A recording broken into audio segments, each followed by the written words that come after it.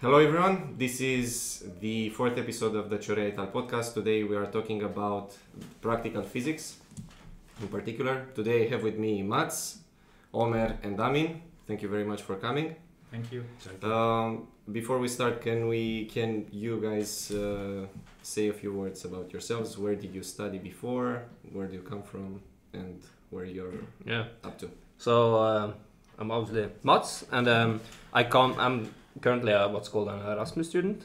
So my school is in Norway, in Trondheim. Mm-hmm. So I'm taking a degree which is called Physics and Mathematics Engineering. So not quite the same as these guys are doing.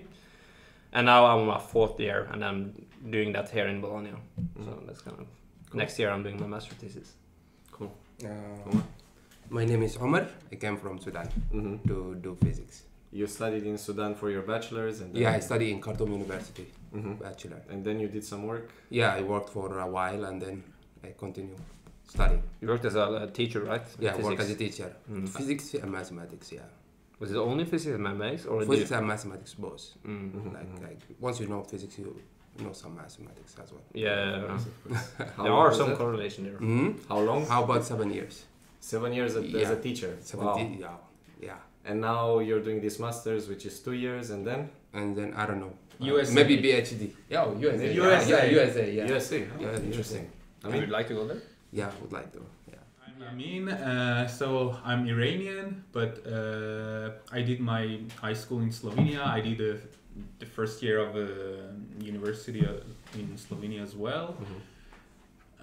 So in physics, general physics, not a specific direction. Then I went to Hungary, the second largest school, the second largest city in Hungary. It's called Debrecen. It's not very well known. So there is a very large university there, and I went there in English. We did the program in physics, and then And it was the same in Slovenia, or was it in another language? So in Slovenia, the problem was it was in Slovenian. Okay. So that's why the first year I could handle somehow just getting by from different sources. But the second year I figured out it's not possible without the proper notes from the professor. You cannot just open any book and hope you will pass the exam. So then I found this scholarship opportunity in Hungary. And I applied and I got the place, and there it was completely in English, and half of it was in COVID anyway. So so it was from the out of 6th semester, from the 4th semester it went online and until the end. So but I was there anyway. So and then just 6 months ago I came to Italy to do the masters in theoretical physics. And after this, what do you think? After this, I'm wondering how long will it take me to finish this, because it doesn't look like it's gonna be just 2 years. Smooth sailing. I think it's a bit more than 2 years. Yeah, Isn't my hope was to do a PhD, but the more time passes by, the more I'm questioning whether that's the right path. Yeah. It's a good question to ask. So, but yeah, that's like the background. In background, that's my aim. Thanks a lot. So before we get into the questions, I would like to just talk a bit about the motivation for this podcast. So, like us, right, when we were in high school, the things that we would hear about physics are mainly from documentaries, some Nobel Prize winner talks on TV. You have like a Higgs boson. Higgs boson, exactly. The God particle. You have some popular book that you read, pop science book. Maybe you have some sci-fi movie that you get really much into, and Interstellar. then you go to Wikipedia. That's how black holes work, and so on. So it's like most of the stuff that we are exposed to, it's already by professionals, already doing it for 10, 15, 20 years and more, like older people, right? Not our age bracket. And we don't really hear much about what people our age do and people with our level of education. So with the skills that we currently have in physics, what are people actually able to do? Are we able to build things from now? Anything that it's worth sharing with the world, or like do you really need to spend the 20 years in the physics community so that you can come up with something? So that's the motivation. I want to talk mainly about what we are able to do as of now, what our skills are, what we have done in the recent years. Anything if you consider, like a cool application, maybe it's a software program, or maybe it's I don't know, you went to a telescope and did some practice over there, I don't know. Mm-hmm. It can be that. So I just want to explore what we have been doing up to now, and practically, like, right, with our skills, like with our knowledge, things that we couldn't have done in high school with the knowledge that we had in high school, so with things that we have acquired. And I'm also interested in talking, if possible, about the different things that we can do in the countries where we come from. I studied in the UK, come from Romania, so I know a little bit about that.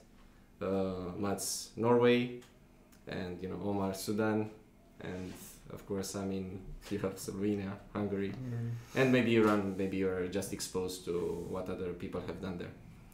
So let's first start with this question. What is your entourage? As in the people that you see regularly and the things that you do regularly as a physics master student, currently at the University of Bologna. What does entourage mean? Yeah, that's exactly what the means, people, the group of friends. The circle that you're in, like, well, and yeah, you can, let's say, we can extend entourage to mean also the things that you're involved in.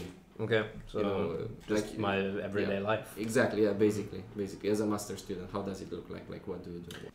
Okay, so yes, so primarily because we go to the same lectures, not same courses always, but because of the common curriculum. Of course, the circle I spend most of my time with are other physics students of the same theoretical physics class. Mm-hmm.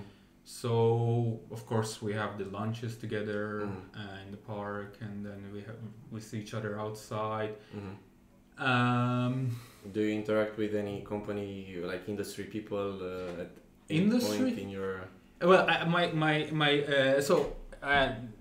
the two large groups of my friends are first the physics, and then my roommate is studies business and marketing, and he's entire. I know all his classmates and his friends, so they are more, well, not industry, but more into the business oriented and marketing. Okay, but that's just circumstantial. It's not by choice. No, you didn't. It's circumstantial. Look out for this. No. Sort of You're person. Right. Okay. No, that's fine. Yeah, so that's good because also, there are a lot of Italians also just to practice the Italian. Of course. Was it different in Hungary or? No, in Hungary I never even gave it a try to learn Hungarian, just because how difficult and different it is.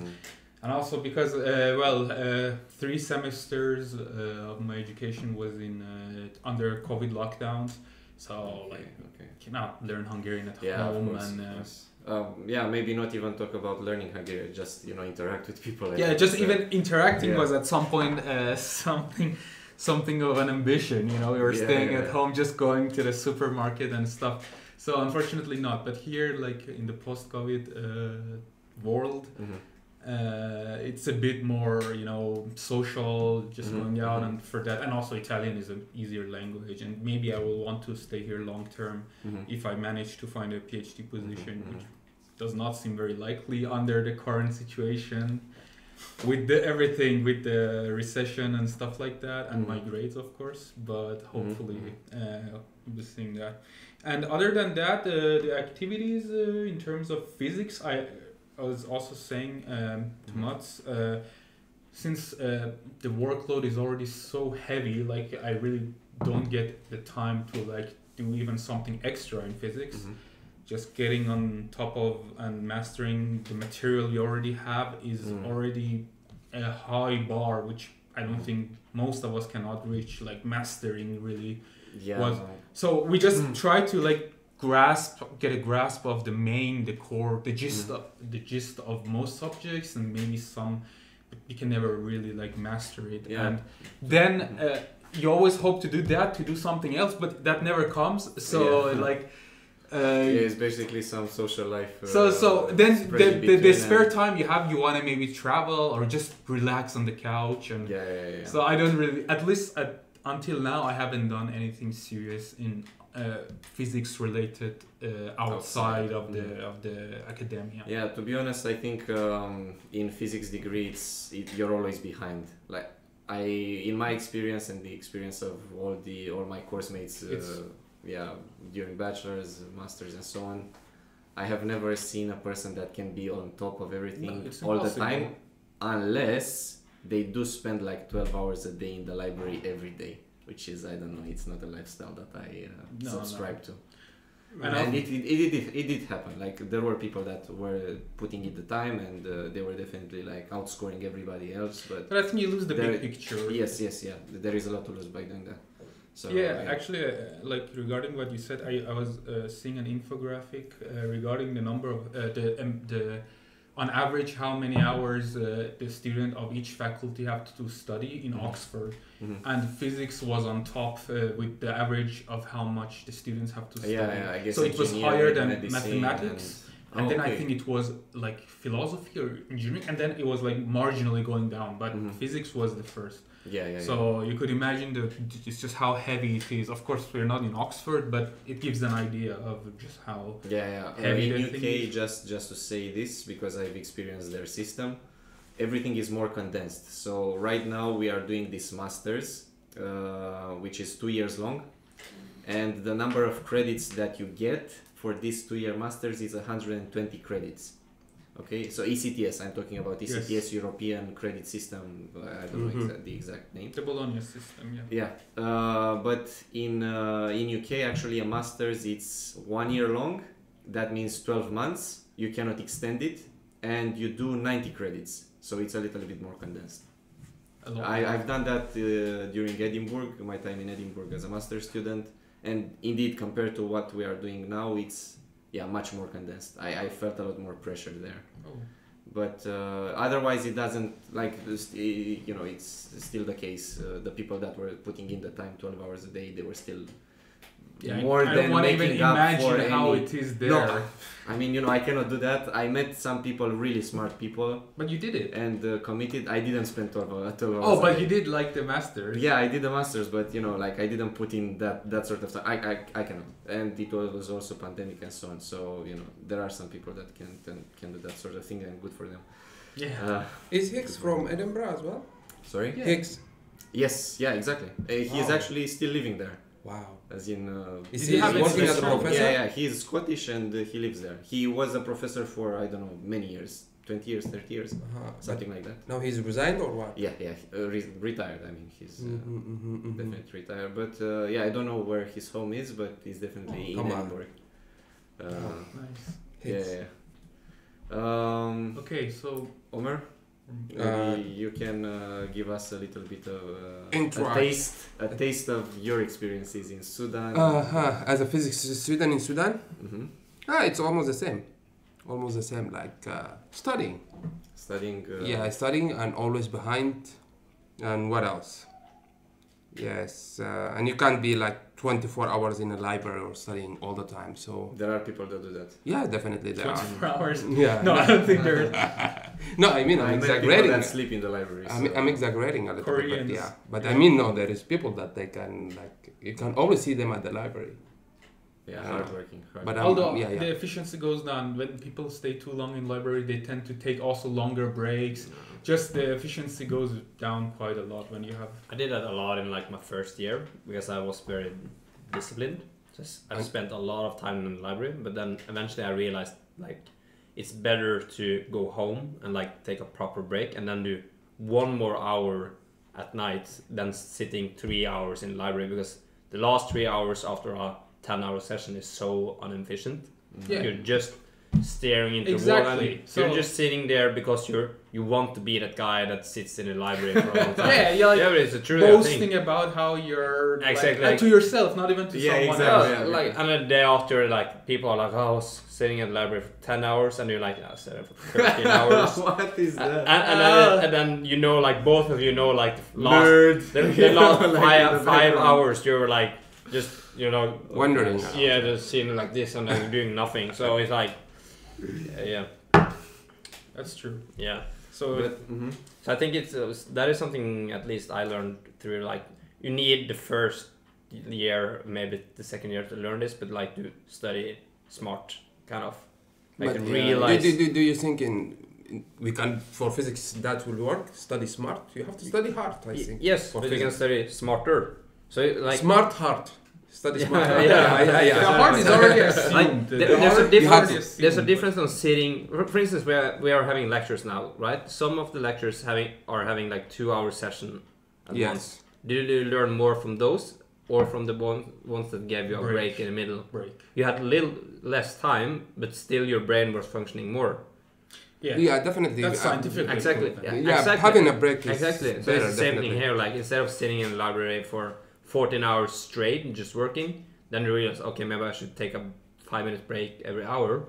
And then it's a bit smarter, right? It's a bit better than staying straight. So you can always like make incremental good decision. And also you learn yourself, like you learn that, okay, at this point I'm actually not able to focus, and then you have to be honest about it and be like, okay, then I should go home, take a long break, do something else, go for a run or whatever, and then you can, when you're more sharp in your mind, you should start working again. But that was what or maybe even just a short break, go take a coffee or something. Exactly. Like, sometimes you see an equation, like it's something on other times you might easily understand, but like at some time you just get stuck on it and you don't like. It's just your mind just has a it just has a barrier, just a barrier. And at that point, it's usually, especially we physicists tend to be even more obsessed to push it harder. Exactly. Now that I have to understand this before leaving, and then I sometimes figure out like I'm staying 3 hours on some very useless detail. Mm-hmm. Even though if I take a walk, maybe I come back and it just comes naturally. Mostly with those problems, I go to bed and then I wake up the other day and then I do it and it's like, oh, it's that easy, because then you try a different way in. No, but that's actually, again, scientifically shown that like when you take in, it's only like, in the sleep, it starts to like, how do you call to process it? To process it and like, exactly. To completely get into your mind. So I think there's a lot of ways to study smarter. Also, it's not maybe that relevant with theoretical physics, but when I was doing like what would be like a bachelor's, we had a lot of projects, like programming projects, and some algebra which was very trivial, but it was long calculations, so you kind of just have to do it.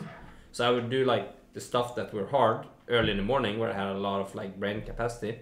And when I'm starting to get tired, I would slowly do work that were more mandatory but easily adjusted.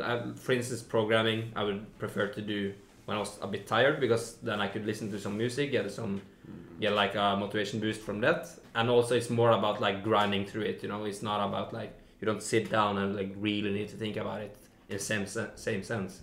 So in that way, also I learned to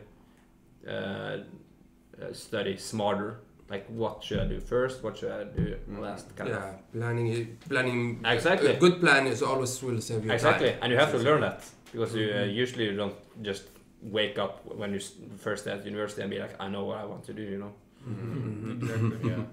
Yeah. The next question would be: can you sell your lifestyle to anyone? Not to any. I wouldn't want it to anyone. No, any one person doesn't need to be. Well, not only physics, because the other also. Is it possible to sell it to anyone? Okay.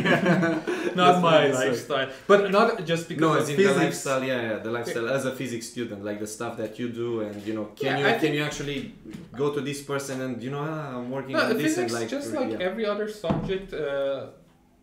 I mean, insights. So it kindles attracts a certain type of people, and that is people who really like to understand how like universe works or nature how it works, and just the more curious minds usually, and that's a trait I noticed in most physicists, is like the just sense of curiosity of how things, and of course just that by itself is a pleasure. So like you don't have to, I mean, if that interests you, then definitely physics is a lifestyle. Doing physics is a lifestyle. But you could sell to someone. I do get the part with okay, you get the pleasure out of doing it because we all like do. It. Yeah, we like it. But you know, I think that many times we are sold out on the outcome, the possible outcome of our work, but not on the process. So you know, people would say that being a physicist is great, or being an astrobiologist is great, but actually the thing that you actually do is sit in front of the computer 12 hours a day. You have a stressful life, you have to publish, and you know, it's like that's the process. That's being a physicist. It's not you look pretty pictures on the internet and on the internet you see what I mean, like from an instrument. Most of the times we are sold out on the outcome, but that's true. Can you sell the process of doing physics as a master student to anyone? So here's kind of the thing, like if I were to meet, I don't know, what age do you choose the university? Is it like 17, 18, yes, right? If I were to go and say like, this is what I did today, the person would be like, yeah, I will not. Nobody. Yeah, but obviously, because how you start is simply, okay, I'm curious about this, and then you go to school, and they're like, okay, I like this day, and then the next day you find some more things you like, and eventually you end up being the guy sitting in front of the computer, but like, it's what you're doing with the computer that's kind of the important part, right? And you're kind of choosing what you're doing in front of the computer. You're doing something that you're interested in, but usually when you start, you're interested in physics, and that is this wide kind of, and then you start narrowing a bit down, and at one point you're so narrow down that if you explain to someone this is what I'm doing, they would be like, that is like, what do you need that for? Like, you're the really non-abelian gauge. Exactly. I would understand. So it's hard to sell. I think for every degree, in every degree, it's hard to sell it in. You always have to say like, you can become this. But also just one more thing, like for me personally, sitting behind the computer is like a life choice. I mean, I never, for instance, the lab classes, I hated them. Let's say experimental. I always wanted like, just be like on a couch and then do my stuff. So that's like, if someone is interested in that, not doing too much, like projects, constant, like for instance, my classmates, they do, my roommate, he does business, they have all constant projects. And this is not something I like, I like to get more knowledge than like constantly be applying it. First, like, internalize a large foundation of science, and then later when I'm doing PhD or second year of masters, I can do like more, let's say, more stuff. But for me, sitting behind the computer was never a problem. Like, it was part of the process. If you understand what I mean. But some people love to go to the nature. Like, no, I don't understand. But is that always implicit? When you're saying, okay, we're gonna, because in the way that I felt about what a physicist means, as in the activity when I was 17 or 18, I didn't necessarily think that I'm gonna stay in front of a computer 12 hours a day, and that's what you do as a PhD, that's what you do as a postdoc, and so on and so on and so on. Like that's part of the lifestyle. That's part of the lifestyle of every degree. Like, give me one degree which is within science that are not in front of a computer most of the time. Like, you have a biologist going out in nature. Okay, you can have books, but otherwise... exactly. Yeah, it's still... PC is just like the new source of information right in front of you, kind of. So, like, most jobs... but have that what do I mean in terms of sitting in front of the computer means that you really need to sit to do your work. It's not that now for these 3 days I'm just gonna take this book and that's what I'm gonna do and try out my ideas on paper, and I get this equation and maybe I have a nice little trick that I can use, and I do that for 3 or 5 days. You know, most physics students just every single day they need to get in front of that computer and they need to program something. They need to, you know, collaborate with some other people so that they produce this result. It's not. I mean, it's like a. That's how all physics works, kind of. There are like today. Yeah. But I think it was like back in that time. Maybe it was like some like in the 50s. You know, computers were the apple would fall and he would start. Yeah, so they were sitting with books instead. Like, what's the difference? Maxwell literally had to like draw there, you know. No, I mean it does give you, but the thing is that you need. You know, there is a fundamental difference in the sense that when you sit with the books. You're only dealing with, you know, equations, with the let's say the models, the deep understanding of them. But when you sit in front of the computer, like the thing that you think about now, okay, I need to upload this to GitHub now, I need to, you know, code this a little bit more. Like the internal process of you doing your work, the things that happens in the back of your mind, like I think it's fundamentally different. In the 50s, yeah, you just had, you know, we're discussing. But instead of uploading to GitHub, you had to set a letter to the other country and wait for 5 months and get it back. Like, I mean, that's true. I think the process is very same. How much, just more efficient. What part of the part of physics, like the very theoretical one, I still haven't personally. I haven't done any programming yet. And without like the part about GitHub, this stuff, like. So I still sit behind the computer, but just to read books, like to read the notes and books. And in that sense, it's not much different from what physicists were doing. Exactly. So from 50s or whatever. But yes, of course, the skills related to computer science are almost indispensable in modern physics. Like there is some very niche part where maybe you would never use a computer, like in terms of programming, and you will be completely just writing your theoretical things. But that's getting much common, and those parts are already like covered by in the past. So these days it's a must. So if someone doesn't want to sit behind a computer, then I guess they have to pass. And it's not a lifestyle I can sell them. I think even like the most theoretical people, or like maybe they're not using their computers directly, but they are checking computations, right? They are checking stuff. They're always using it. It's just like a good tool, the computer. I do agree. But yeah, again, I think it's hard to sell the lifestyle of, and like you always have to say like you can become this. That's kind of how you can discuss. Like, if you say to someone you want to become like strong guy, I will show you this exercise, and then the goal is never like, oh, I love this exercise. It's always like, I want to become strong, you know? And then you can say, you need the fun of it, but like there will always be like this thought, like, if I told you can do this exercise and you will get weaker and you will get a bad health, will you do it then? Like, no, of course you will not do it, even though it's a bit fun, right? So it's you always need that goal. And it's also very hard to sell your current lifestyle when you're in the middle of the process. Yeah, I think we are at the. I haven't figured it out yet. My style. Exactly. Yeah, I haven't figured it out yet. I think we're all exactly.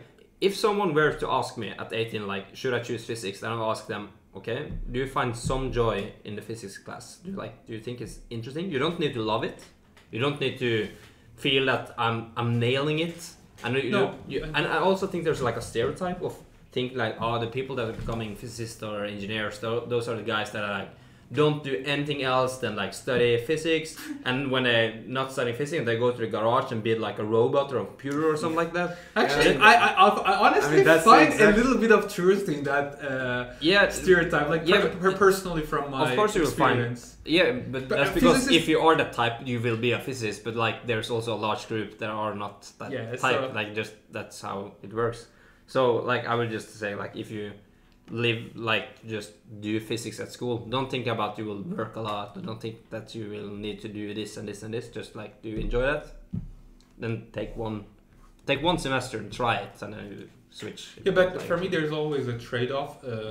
So for anything, so taking physics, especially the more theoretical direction, you're making a big trade-off, because well, the current society, the current world is built upon profit and applications, basically. Yes. So basically, you need to be of direct monetary use. So like, if you can do something which is related to industry, to marketing, to technology, to future, you will be immediately getting a job or some. But if you're really, let's say, your passion is discover the universe, like how did it begin? Vaguely, just like vaguely. or what is the future of universe going to be? Is it going to be the cold death, or is it going to be another crunch? I mean, yeah, but how are you going to make how are you going to utilize upon that? And in society, well, now it's the word is capitalism, so it doesn't work like that. So you're making a trade-off by you're following your curiosity, you're loving what you're doing, but you're also putting a lot of effort and getting maybe much less in return, because I see people studying much easier subjects, although that's still a subjective thing. But let's say something in commerce or in maybe accounting, stuff like that, and they get jobs in big corporations, and then physicists like in PhD, and they still like don't have a job related to their own work. So it's very unfair, but for me this is a big trade-off the physicists are making. Especially theoretical physics. That's especially for theory. Yes. If you're doing material science, amazing. Like you go to nanotechnology, it's on big demand. Even then, I think it's not a guarantee that it's not. It's not a guarantee. You have to be a bit smart to figure out, right? The thing with theoretical physics is even our class. Like, if you think about it, how many people do you think will be become known within the field? Like maybe one. Exactly. Maybe one. Exactly. Most people are normal people. Yeah. Kind of. No, I mean, it's not about being normal. It's just oversupply. Yeah. It's oversupply. Yes. Because if there were places for each of us in universities that we could actually, go on and be paid for doing physics and PhD, I mean, a lot of people would be doing it. Like how, because actually, what, as we mentioned, like it's fun to learn this stuff. And if you're gonna be paid for it, like, all the better. Now we are paying the university to kind of be able to do this in a nice environment. I mean, who would want to listen to somebody, And but when you're doing your PhD, I'm doing my work, I'm getting paid for a lot. No, but there's simply not enough places. So and PhD is at least 4 years. Okay, if you're lucky 3, but usually 4 to 5 years of the prime times of your life. So this is the time you could be let's say if you're going to finish PhD and never end up in academia and end up being a data scientist, then you could have started earlier. Of course, this is still a big experience, but probably that 5 years you could have done it in a much better way, and then you could have a head start of 5 years. And I hear a lot of PhD students who say that, so they were probably it was a mistake to do it in the first place. The keyword in this is opportunity cost.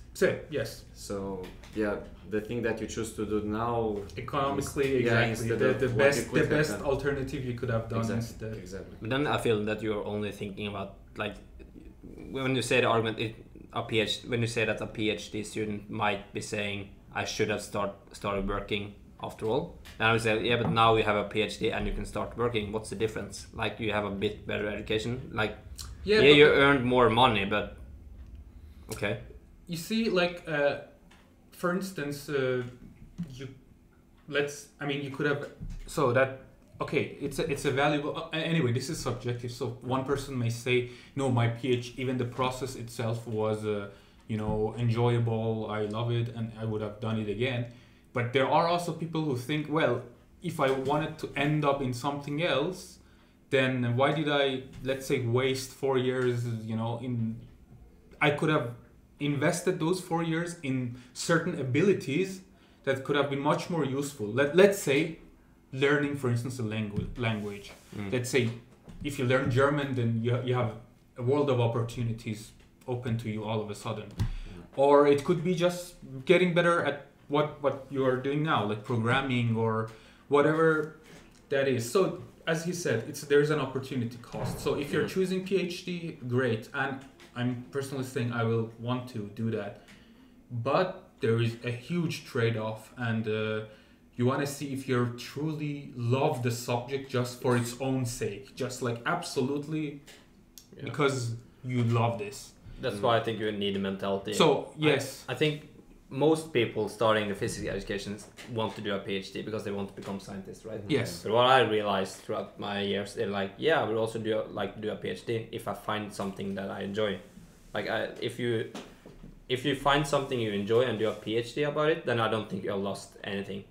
No. But if you ended up doing a PhD because you want to do a PhD, you have lost in monetary terms, not in terms of even more, I would say. I mean, you see, most people that go actually into physics have.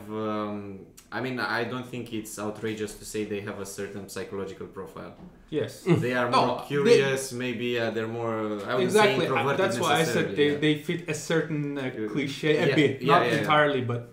I think it's well worth saying that, and because of that, you get surrounded by people that think very similarly to you. Mm-hmm. Actually, that's a problem. Yeah, it is a problem, and anyway, it has many facets that we will not be going into now. But one thing is, it was especially important for me.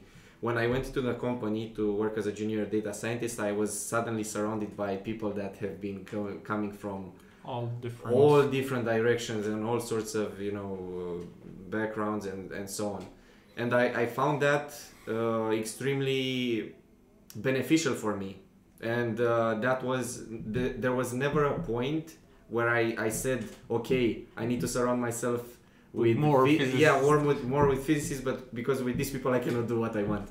It was always the people that were different, that were actually improving your life. And what I want to say more on top of that is that if you use these beginning years, because doing a PhD lasts 3 to 4 years, you might come across many different people that could bring to you an opportunity. Connections. It can be a connection, or even okay, this guy is or this girl is doing this very interesting stuff. I never considered it before. So, if you're just doing physics, you're surrounded by physics. Okay, you have your personal life, your close friends may do completely different things, but it's not the same as you have 200 people in the office that you're working with, that you need to interact with, and you come to know at some point during a coffee break or so on, that can open up many different opportunities for you. Yeah. And if you're starting when you're young, you have the drive to, I actually have a lot of time, but if you do the PhD and you're now 13, can I really start it now? I don't know. And actually for Norway, one more thing is like also when when the same thing, but in terms of, for instance, you let's say at 25 you go to a company, you see, for instance, okay, this is not what I like. You switch, you go somewhere else, then you build a profile, a CV, and then but by 30, 35, whatever, you end up where you like you say, okay, I like this thing, and I'm in in the company I like, and with the salary I like, in the place I like. If you are doing a PhD, then by 30 you're gonna start from there. Exactly. You're clueless. Also, the odds are against you, because the companies also do not want to hire someone, let's say, in 40s, and then you get my point. Then you cannot do the same thing with the trial and error. Mm-hmm. I think your argument just points out that you need to know that you would like to do a PhD about the topic you want to do. But I don't think you should do a PhD and think the other one should be better. You made a choice and then you go through it. But Mats, this is not the reality. In PhD, actually everyone says you will do what you like. The reality is you're doing. It's usually said like this. You're doing someone else's dirty job. So a professor has some part of his research, gives it to you, and you have to. So it's much less your choice than what is available. When you sign the contract, the PhD contract, then you obviously know what you're going to do. Okay. So you obviously. But it's much more limited. Let's say in our class, everyone wants to do quantum gravity, but there is 2 PhD positions per year. Exactly. So in theoretical, not in quantum gravity, in theoretical physics in our faculty. So maybe your mentality should be then, if I don't get that, then I don't do a PhD. Yeah, you look somewhere else. But exactly, that's the thing. Like, I don't think like if you lock yourself to PhD or job, then it's stupid PhD, because there are very few PhD that you will actually prefer. Like, if you need to like it a lot, and most things in the world you don't like. I would say it's more nuanced than that, because when we are in university, because most of the people, I mean, I think 95% or even more, you know, now me and you, Omer, have worked and so on, so we kind of experience that side of things as well. But most people just, you know, from 18 or 17, they start university and they don't stop. And on top of that, as we said, physicists have this sort of profile. I'm not saying they are close-minded, but the activities that they kind of indulge into are not... They're a bit quirky. Not very diverse and so on. So when you actually choose a PhD, the thing is that you're not aware of exactly how much is out there. So many people think that this is for them because they simply don't know otherwise. You see? But have these people known that there is so much more outside? Maybe they, you know, because some people, they are extremely open-minded, maybe you can say creative or whatever. They have some other activities. They like Brazilian Jiu-Jitsu, or they like to build robots in their free time. I mean, that opens up a lot of possibilities for you. But most physicists that I know and, you know, I've come to know and so on, are not the type of people, not the type of people. They don't have this sort of world expanding activities that they do when they're 19, 20, 21. So they don't actually know that much. So they're going into a PhD, I would say naively, most of the time. Yeah, that's a problem. That's a problem. But that's kind of the life, you know. But that's always, what comes back to what I said about, like, the supply demand. You know, there's little supply of PhD relative to the demand, and those you have to choose between certain positions, certain topics that are given to you, and if you don't like it, well, it's also important to know that you can do work and do a PhD after that. Like, it doesn't have to be straight up. Let's be honest, like, there's also a bit of luxury involved. How much, you know, like, it's a bit of luxury, you know, if you can. For many of us, it's not. It's a matter of survival. So we need to work to be able to, like, you know, to get proper payment and stuff like that. And maybe someone from a rich family, as you were talking before, can, you know, finance them until PhD and even after PhD and stuff. But for most of us, you know, we still need to also get by in our lives. And even, like, for us non-Europeans in Europe, it's even harder because we are pushed for visa and stuff like that to always be on top of things. So I have like 6 months time to look for a job or to be employed somewhere, find a PhD. If not, go out. So maybe there's a bit of luxury involved, which we don't have it, let's say. So if I want to do it maybe back home, then that's something else. But physics isn't exactly something in extreme demand in developing countries. You know, engineering is a lot more. So that's the thing. Actually, I wanted to just touch upon. So, for instance, many people go to engineering or so more like maybe social sciences or accounting, business, stuff like that, because of just the wide variety of job opportunities. Maybe they don't even like engineering, but they know how good the market is for the job. But in physics, usually whoever comes to physics or sciences in general is because they love it. So in physics, no one comes just randomly like, you know, even though I don't like physics, I'm just gonna like do physics. But you see a lot of people at least in my country, let's say in engineering, just by the sheer necessity of jobs, who maybe don't even like engineering, but they will do it, you know, just because of the money, or stuff like. And nowadays everyone is doing either data science.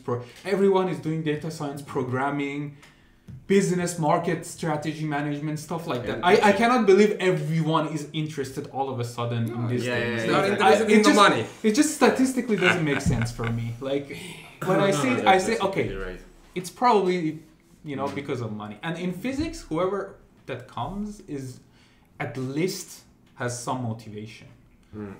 What about teaching though? Omar, maybe you can tell us what was your process behind choosing to be a teacher? Okay. My process, why I choose teaching, for example? No, just to collect some money to be able to travel. That's the whole idea of me teaching. So it's money based then? Yeah, but the money is not that quite much. So was it your plan to become a teacher? Yeah, I like it. I like to be a teacher. So before coming to university, you said, okay, I want to become a physics teacher, or was it different?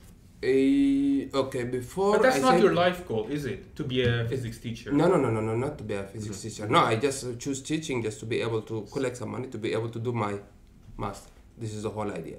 Okay. So you had, when you started teaching, you already had in plan that I also am going to do a master's. Yes, so teaching was a temporary plan, something to do just to help you to collect some money to be able to travel or something like that. But I ended up liking it, but I stopped teaching right now and I need to pursue my goal, which is I have a lot of friends that had teaching as a secondary plan. I will do teaching for some years, and ended up loving it. Yeah, actually, I feel it's a trend. Teaching is it's exactly like that. Yeah, I think very few physics and mathematics students ever from first year go to didactical physics. You know. It's always they're pushed and then they like it and then they're like, okay, that's a great. I'm so outside of it that I don't even know if it's an option. You can in Bologna, can you do that? You can. A lot of our friends do tutoring and not it. No, I mean tutoring in your free time. I understand, but university university course on. I think there are some didactics, at least one. There's a whole curriculum, but it's not in English because it doesn't make sense. That's probably okay. So it's in Italian. There's a whole. So people actually end up loving it. Yeah, I think the thing is when you are not a teacher but a student, then obviously they're saying I will never. It's I will never do what they are doing. I'm never going back to this school, right? And then because you don't see it their side, and then when you start teaching the kids, you realize, okay, first of all, it's a bit fun to teach, and then probably you realize it's actually a bit fun to see that the kids are achieving something, and then suddenly you feel some ownership in oh yeah, that guy became an engineer, and that person I knew him, it's famous. He was just it was actually I that taught him that, it's I think I think something like this, and most people, most physicists will give less value to this world than the average teacher. That's the thing. One thinks that a physicist will do so much for this world. No. You will do this is approximately 1 nanometer, and that's how much you will do out of the things that need to be done to push the world forward. A teacher is very easy to see what you're doing. You have 30 students this year, you really help them, Exactly. But in general, they give, I would say, on average, more value to the society than average physics person. I'm actually curious about your time as a teacher. Now you said almost 7 years. Yes. So that would mean that a student that you started out with might have already graduated.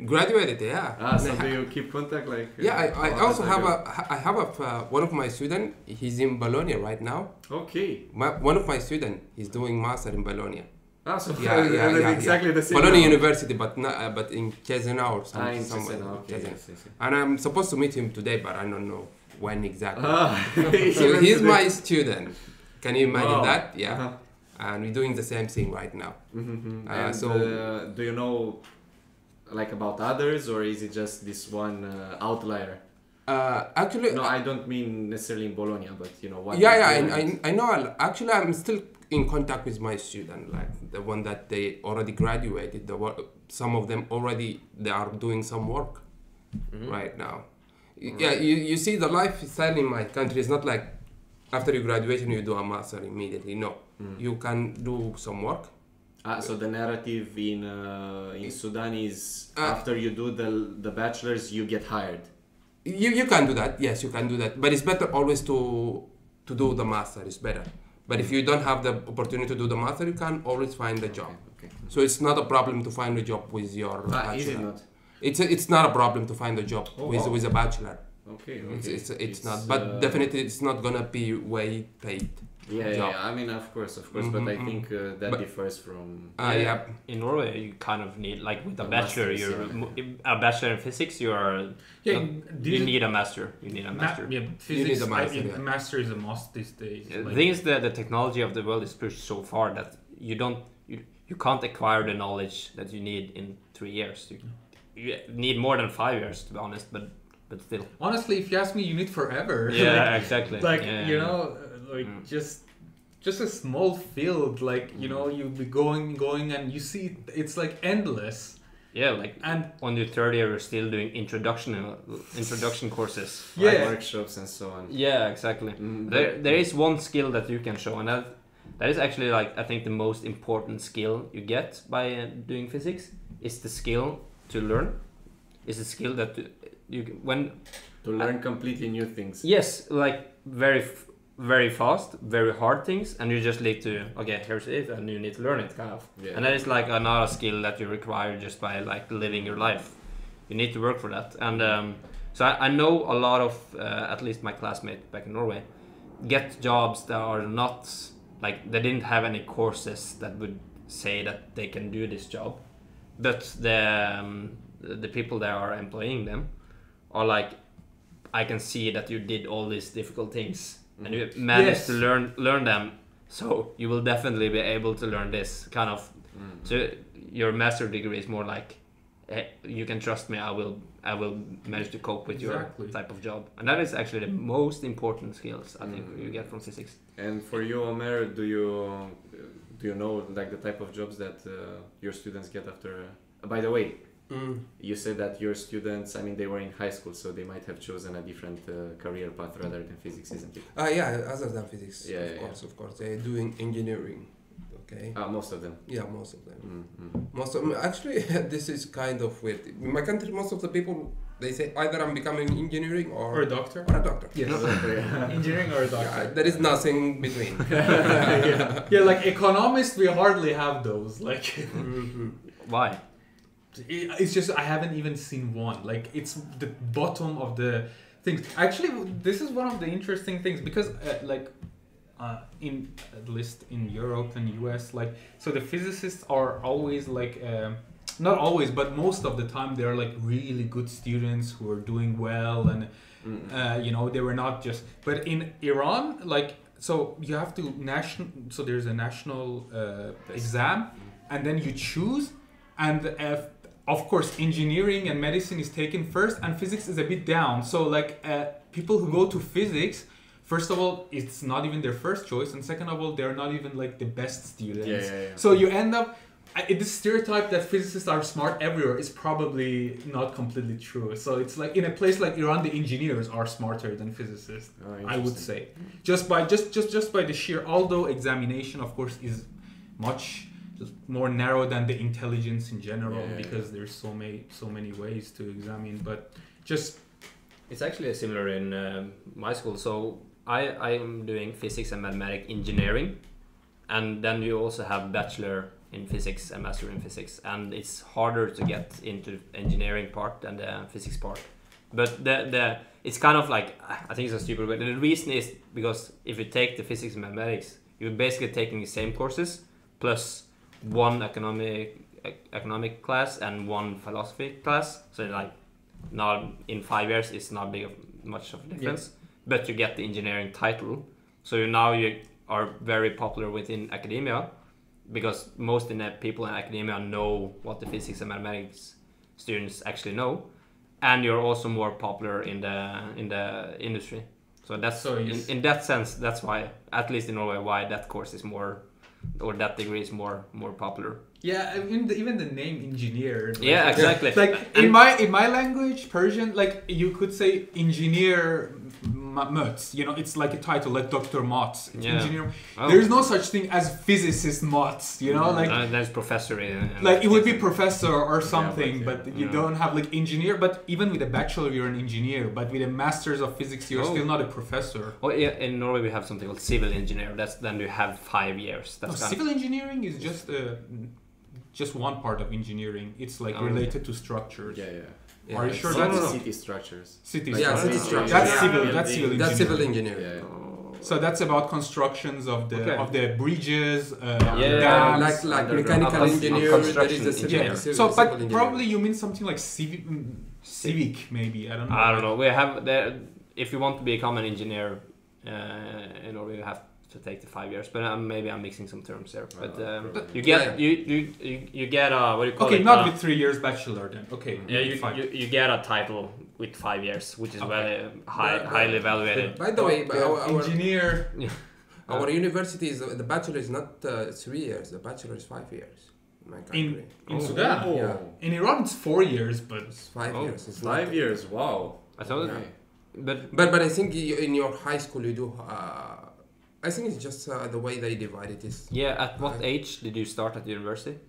I don't know, but I graduated when I was 21, which is. You graduated at 21 after 5 years? Yeah. So you went at 15 or what? Yeah, kind of something like that. 16. 16. Wow. No, that's such a difference. That's like 18 I was in university. Yeah, I think that's the European standard. Like around 18, 19, then you can start. If you follow like the normal years of school and stuff.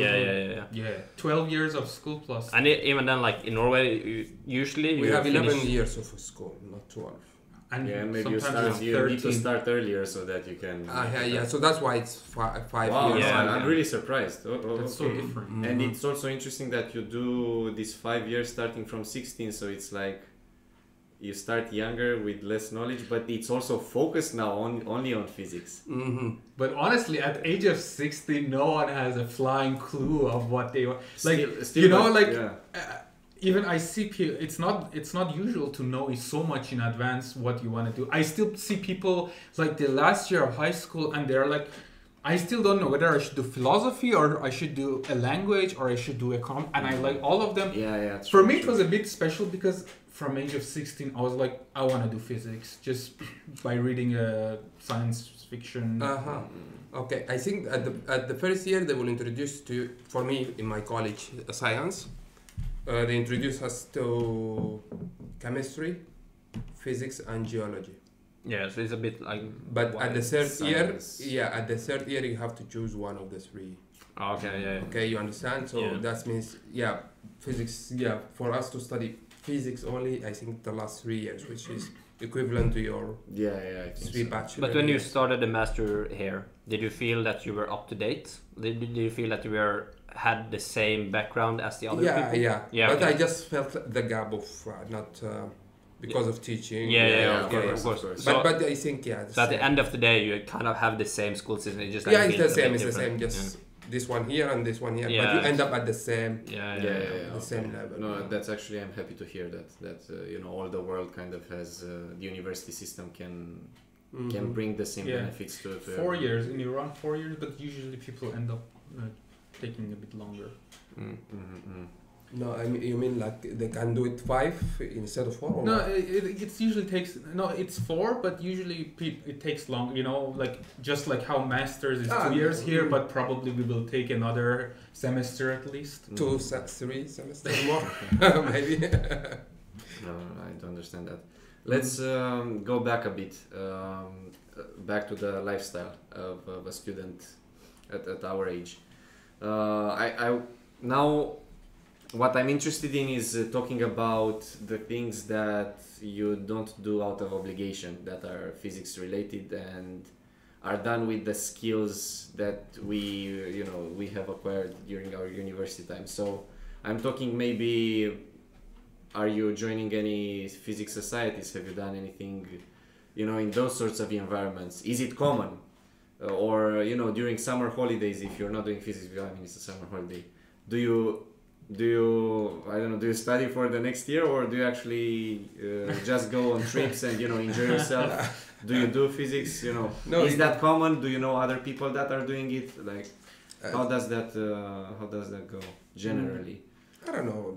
For me, I will always be behind. So I always have something I wanted left. to say we are always behind. But yeah, for example, this summer I have to clear some topics from the first or second semester. But I also wanted to say there's a certain category of like the extreme stereotypical physicists you have who are like indulging every moment of their life in something physics. Like, you know, they're going to summer school, going CERNs. I have seen people like that. Mm-hmm. But for most of physicists, I think, who are, let's say, normal. You can give an estimate, normal 90%, 80%. I think I would say something like 80%, who are motivated enough, but they are not addicted to physics in a sense. So we also... So they have a life. They get, you know, when you say the majority when you say get a life, man, like that kind of life. Yeah. Mm-hmm. So we don't do these things like in summer, you know, go to summer school. Then I don't know, like during the semesters, do something like in Olympiad and stuff like that. But I'm talking about university now, not high school. Also in university, there are Olympiads during university. There are. What? You didn't know? So in Iran there is. Yeah, there is in Norway that's usually from like 16 to 18 or something like that. So this is high school, which is more famous, but there is also university level. Yeah, you have some MIT stuff like online, like and it's like integral B's and stuff like that, but not like it's not a big thing. Yeah. Honestly, I haven't met anyone. There's a lot of within computer science. There's a lot of like competition where you get like hackathons and so on. I can understand stuff like but that. You know? Yeah, in physics, I'm not actually familiar with anything. No, it's not common. Engineering, maybe. Even, it's like but even in Hungary, Hungary, there was. For bachelor, we had this at least 3 different kind of exams for exams. Like you do them because you want to, not because... No, yes, just like that. You know, like the Olympiad style stuff. So it was more about problem solving. What credit does it No, it doesn't have any credit. It's not courses. So that's why it's outside. So it's only CV that you can put and somebody cares about? I mean, who cares about it? It's problem solving. So if you're interested in that, like... No, I definitely am, and I definitely appreciate a lot. But that's exactly my point. You're just... the fact that so few physicists are even aware of such things, it just shows how unpopular they are. But they are there. For Hungary, and you say Iran. Hungary. Actually, to be fully honest, Earthway. I even know the name in Hungary. Earthway competition. It's like they publish the problems, and you have you have 20 days to solve them and send them. So it's like a high level of problems in physics. But not like the advanced quantum field theory, just the stuff, but still open questions. Sure. I actually, to be fully honest, I have heard of Olympiads happening during university, but the fact is that I've never met anyone talk about it. Me neither. Or anyone participating in one. So it's it is uncommon. It's uncommon, yeah. Because the more up you go of the ladder. The first year of bachelor, academic ladder. Yes, the first year of bachelor, you have like thermodynamics, you have the kinematics, the mechanics, and you still have the problem solving. But like the end of second and third year, you already go into like quantum and stuff, and you already become a lot theory and very little problem solving, and then in university, it's like 99% theory and like a little bit of practice usually. So that's true. In terms of like how much do you practice, for instance, group theory? Like so in the master's degree, it's mostly like learning the stuff. And it also depends on your bachelor. For instance, I took completely theoretical physics courses or mathematical courses. So doing problem solving like someone has in mind in high school is not something physics. So if they bring me like an Olympiad level, or not even Olympiad, a very hard problem from thermodynamics to me, even though I'm masters of theoretical, I will probably not be able to solve it. Yeah. No, It's something people think point. Like we are, because we're, even if for PhD students, I sometimes ask some difficult problem solving and they're like, man, I don't know. I mean, I know about theory and how things work, but I don't know how to, like, you know, every time solve a problem unless I devote some time to it. That is very particular in something that I've discussed in another podcast about problem solving and Olympiad style questions, like difficult questions. Indeed, the way that courses are done during, and I think it's a point worth mentioning, the way that the courses are done during university is, you're given a whole bunch of stuff that you need to learn. In Italy, it seems like it's not so common that they give you problems with that. It's like they only give. But in Hungary, it was the same. Interesting. But in UK, you definitely get, like, you do 3 lectures, then you get a problem sheet, 5 problems that you need to solve based off of these 3 things that you learn. Yes, it's the same in Norway. It's much more problem oriented. And solving problem. I think that's important. I think in that way the Italian school system is a bit too old fashioned. I think. Yeah. I mean, I wouldn't say old-fashioned because I think it's just the culture. Because in US, I mean, has it always been that way? I don't know. In the 1600s, I think like the old style is very much like, okay, we need to learn. They are kind of teaching us stuff as we need to learn them by heart, and that we don't have the ability to search them up. In Norway now, the mentality is more like, you have so many tools, you need to learn to use the tools. Yeah, of course. Instead of learning 1, 2, and remembering the tool kind of mentality. So I think and also it has some positive sides, the thing that the teacher don't give you any problems and only like lectures, and then it's up to you. And if you're disciplined, then yes, you can go online and find some problems, but most people need that extra. I don't agree with this. Exactly, they need to be pushed a bit. Then you're left at 1% that will actually use their spare time. But like, I don't know, in standard model, like, how many exercises can you solve? Like, you know, I mean, just they usually complete the full name of the course, standard model of particle physics, just for people that don't know. Yes, like there's a lot of things you can do, but like not like you start from this cup and this table and then you solve a problem. They are of course very narrowed down. It's usually some very little derivation, like what so far has given, like. They say, okay, like, this is the result, you can derive it. It's usually something completely mathematical. Yes, like, exactly. So we talked a bit about problem solving now and how it is done in Olympiads and how it is done in university system. Yeah, so that was in answer to your question regarding what physics-related activity, for instance, in summer or in vacations or free time, if the students of physics do something which is vaguely related to physics, and the answer was kind of no. So I must say, generally, for me in my class, it's very common to have an internship during the summers. That's but internships are usually done in industry, or like, do you have enough places to? No, usually in the industry, but usually in the maybe you can call it scientific industry, if that makes sense. So for instance, we have this place called SINTEF, which is not academia, but it's not like the industry either. It's kind of the in-between. So it's like high-tech. Yeah, they're kind of like taking, like, if industry say, oh, we want to do some research within this, but it's not directly applicable, then SINTEF usually takes the power. There's an exact name for it. Body, or? Yeah, it's kind of that's way. It's like 50-50%. It's actually a lot of the people I'm in my class end up there. Do they do startups or no, with the research that they have actually? I don't think they do any startups. No, this is so it's like basically it's just a funnel of money with no.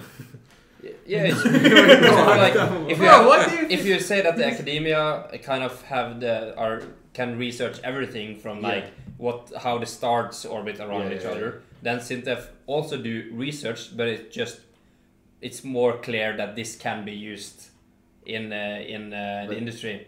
But so does it get used? Does it Man, get Norway, used? yes, Norway has so 100%. much money. They're like putting they have the national deposit of the oil money, right? Like what is it called, the reserve? Yeah. So they have so much money. They're just The oil putting fund. the oil fund. So Yeah, but it's like the industry usually is like imagine you're I don't know, aluminium factory or whatever, and you want to optimize the process or lose less energy in the process. Then obviously you can't ask the construction worker to solve that. But they don't have the brain knowledge to do that themselves. So they don't. Then they ask Sintef, hey, we have this thing. It will maybe need like 3 years of research. Can you do it for us so we can focus on like making money while you are focusing on the knowledge part? So is it common that in Norway R&D departments are less big, or The what? R&D, research and development, development departments of companies? Because you Because Sintef kind of acts like one, if you. Yeah, but like not in. I don't have enough knowledge to answer that. But you know, Sintef is just one. Like obviously they don't give their knowledge to entire of Norway. You know, like that. Yeah, it's only the government businesses that. It's almost like ask. a consulting firm, just more towards researching. No, okay, So- I get the. okay, it's yeah. a spectrum, you know. Yeah, like- so actually it's very So- popular among like I do want to work within that, because then you get, as we talked about earlier, this you don't know you want to do a PhD or industry. This is like the in between thing. in between. Like you learn, you get to know Yeah, the yeah, industry, but you are still doing research. No, like that's a great opportunity. it's kind of the when you start work there, you have to take a PhD, but your PhD is kind of relevant to the industry. So it's like Yeah, but even experimental physics, like you have this, there's a lot of room for research with direct application. You know, like just the one that directly comes to mind is like in nanotechnology or material science. You know, Yes. like or qubits, the Yeah, recent trends in this, or yeah. So these things are still very like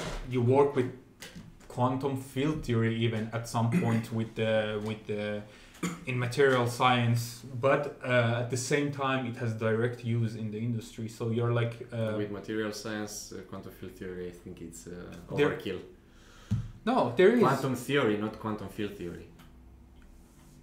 Oof. As in quantum field. Oh right, sorry. Yes. Yeah, yeah. Okay, quantum, quantum theory, of course. Yes.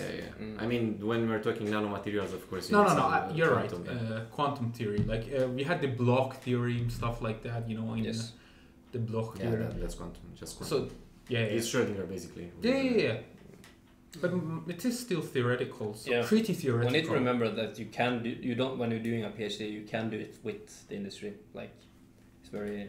For instance, the master thesis I'm writing now is in collaboration with Sintef and academia. So it's very much related to like going into industry, but and I can also do a PhD and still go into the industry, kind of.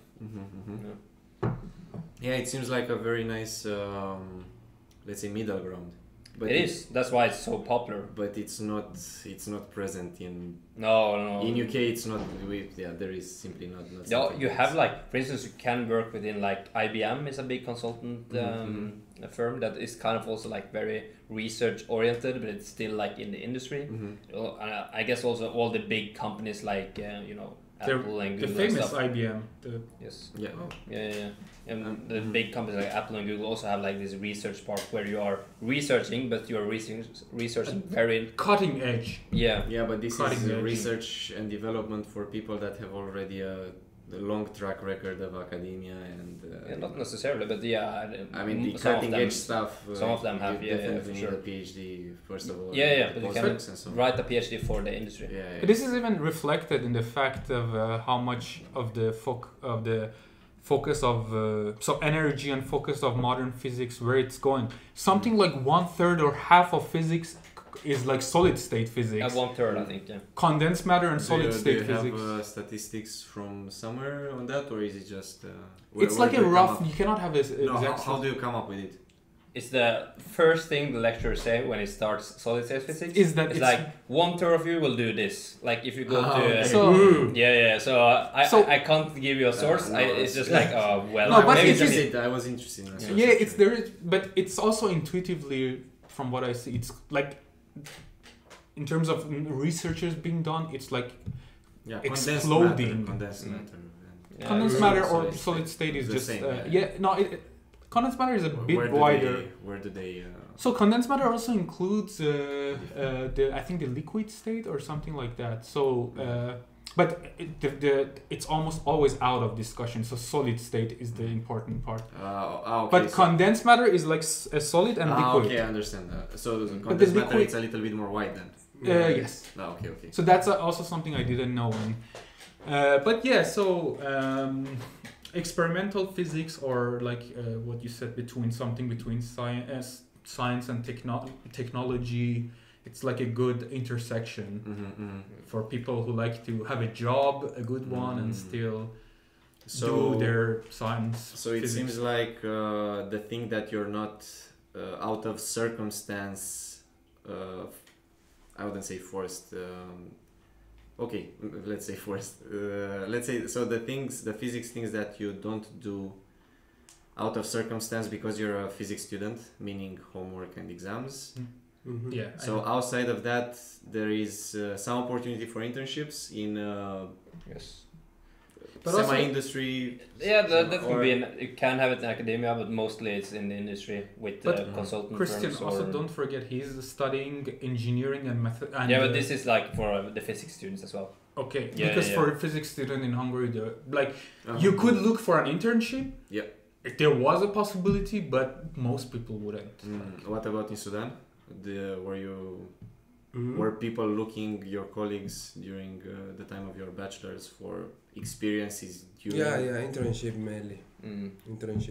And did they get anything in particular? Or? Not in particular. As in industry? Did you work in an engineering company or? Yeah, kind of. It was a long time ago. I'm not asking you for very many details, but do you remember any specific example? Maybe, in companies, like, for example, like solar cell company or something like that. They do some internship. That's also an important... internship for that. I think that's the thing that I remember from that thing. So for solar... Because we have a lot of sun, so we have to make a use of it. A lot of sun. I heard it's big. Unlike Norway. Oh, Norway, they don't have sun. No, they have it. We have waves. They have a lot of what is it? The northern lights. No, the northern lights. The aurora. Oh yeah. The northern lights. I forgot what I was. It's in the islands. What are they? The Arctic Circle? The islands there, I forgot the name. Svalbard? Svalbard, I actually had a friend that studied there for a year. Anyway, what I was saying, that like the internship you get as a physics student are usually not super physics related. In Norway, there's a lot of focus in programming. That's like, because if you know programming, then you have a job. That's kind of, so just take 2 lectures, so not 2 courses about programming, and then you're not safe, but you have big chance of scoring exactly. an internship. So usually the internships are about programming, though. Yeah, so the things that you actually end up learning by doing an internship, it's more programming instead of...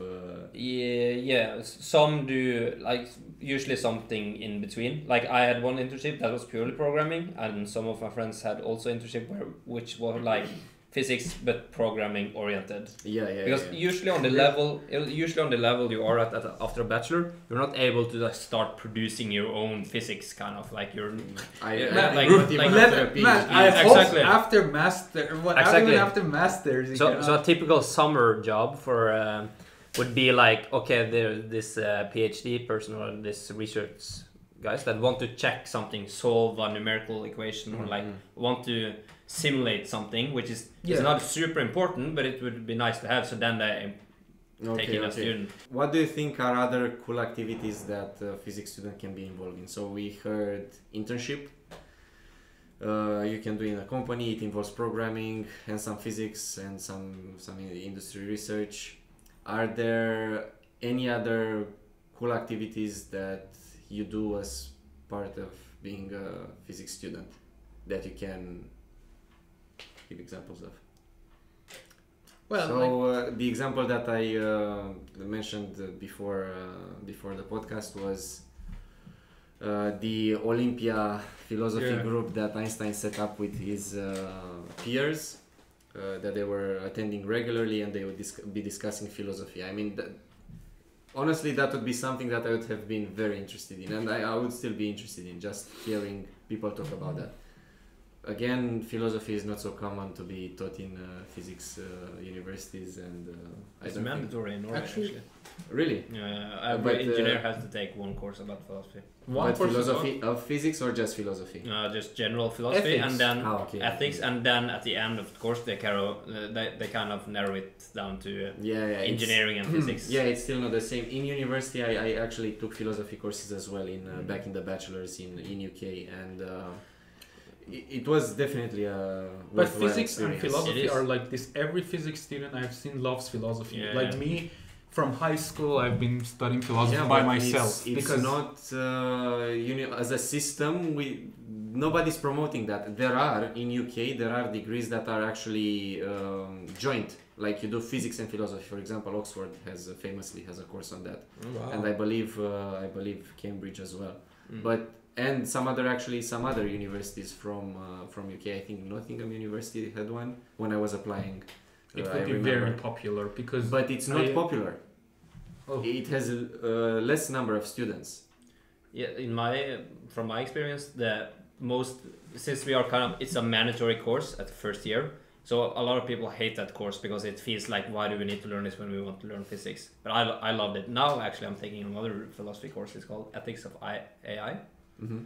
So in Bologna or here in Bologna, it's very now I'm having a project about the ethics around like the famous trolley problem. You're gonna carry the experiment? Yeah, so that's why you guys are here, He's gonna push the cart down the street.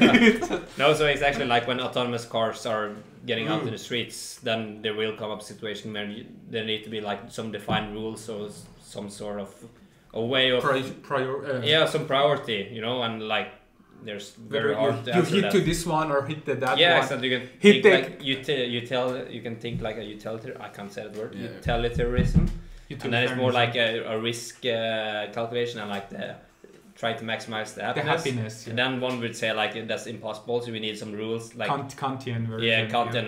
He would say like you should always kill the 90-year-old man on the sidewalk, kind of. Yeah. The one who's on the fault or somehow. Like, not.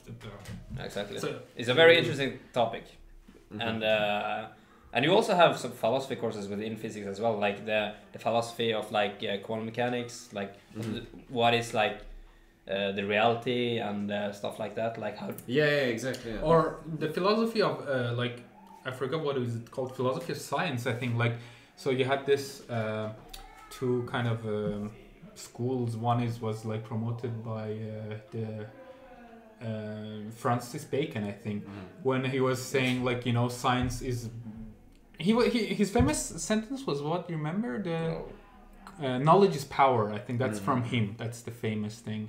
So he was saying in the sense that like how from observation we should be building like we should observe, let's say, something and then build a theorem upon. But like Karl Popper was saying the opposite, how like so first we need to have a theory and then we collect, let's say, the independent variable, the controlled, then the dependent, and then we can verify, and the system should be falsifiable, which means it should be able. So yes, so anyway, like This is also a bit related to philosophy, but it's a bit general though. Like so, it's science as in whole, not now talking physics. about philosophy is just as one activity that you can engage in outside necessarily of physics. But one thing, how common is that? No. It's pretty uncommon. Like, it's very uncommon.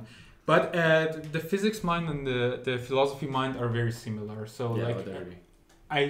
it's not a coincidence. Every physics person I see loves philosophy or has at some point taken courses or even wants to do both. Like personally haven't been able to take courses in let's say in university level, but in my free time, usually if I have to let's say, choose between reading something about physics and philosophy, I definitely go for philosophy because philosophy of physics or philosophy no philosophy for of philosophy's sake. Whether it can be epistemology, it could be okay. So it could be anything. Ethics. So you definitely have a interest for philosophy definitely. On its own. Yes. So mind-body problems, stuff like that. I haven't had a philosophy course before. It was a mandatory in your country, by the way? Yes, as every engineer, and I think also if you take a bachelor in physics, then you don't need to take it. If you take a master, then you need to take it.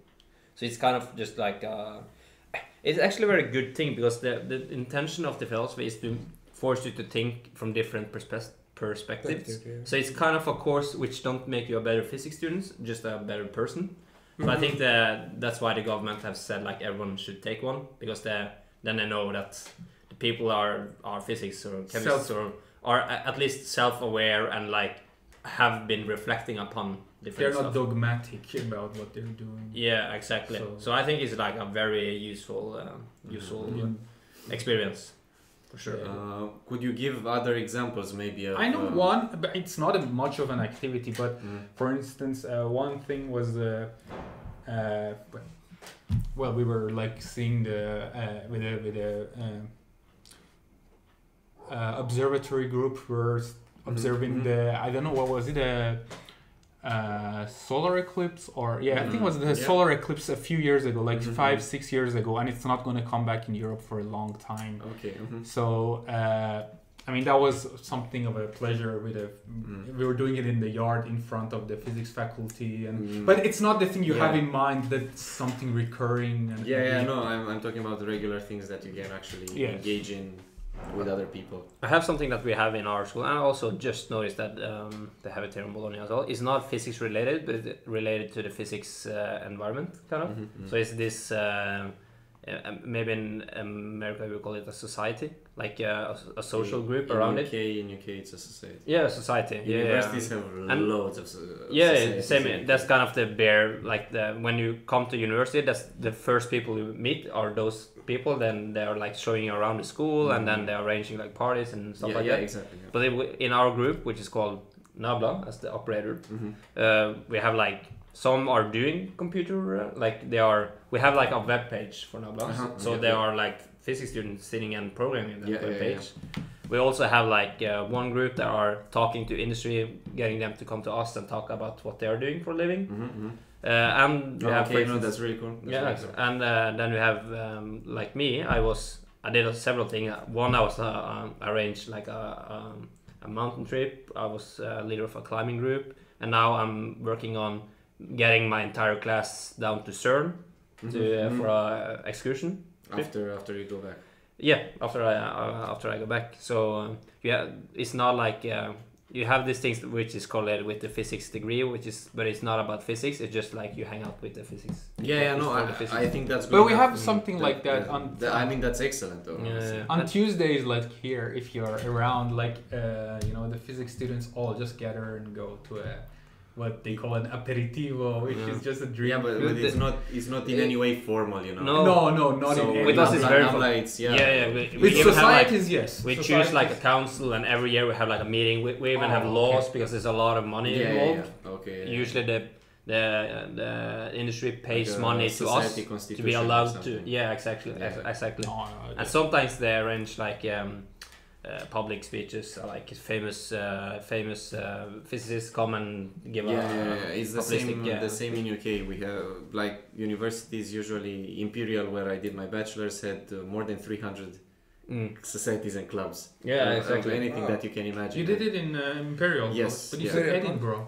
And Edinburgh I did my master's. Oh, you did your bachelor in Imperial, and the Edinburgh University as well, like hundreds and hundreds of societies and clubs. I think it's in Italy. It's a very Anglo-Saxon I guess thing.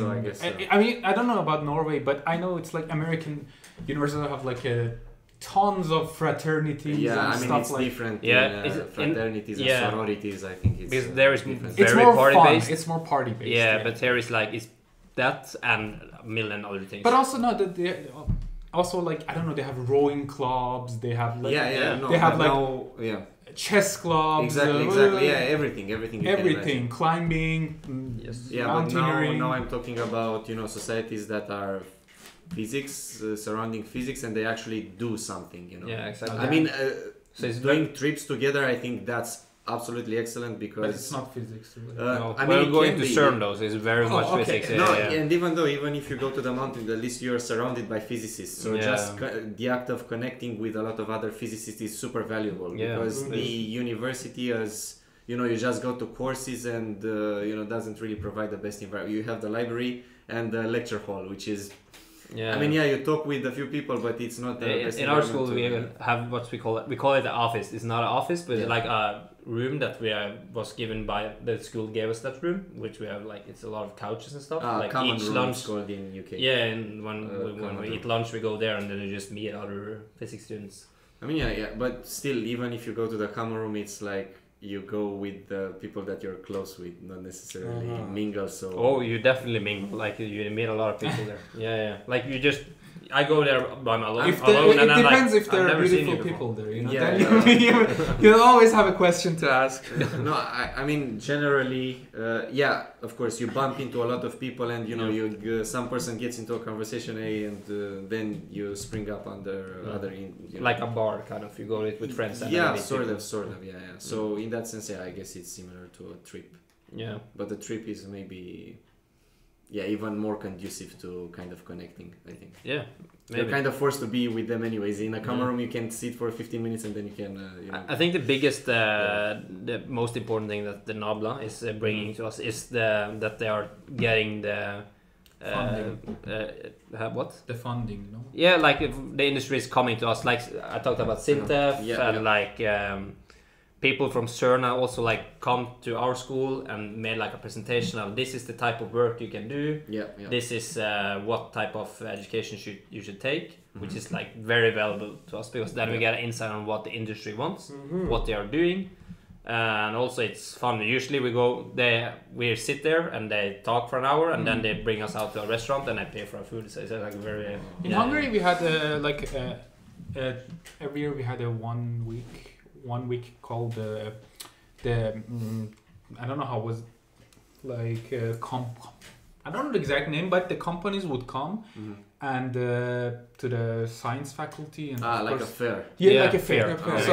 Job fair or industry fair or so it's all actually industry jobs. It's usually like the big companies we have like the Texas Instruments, I don't know, the labs.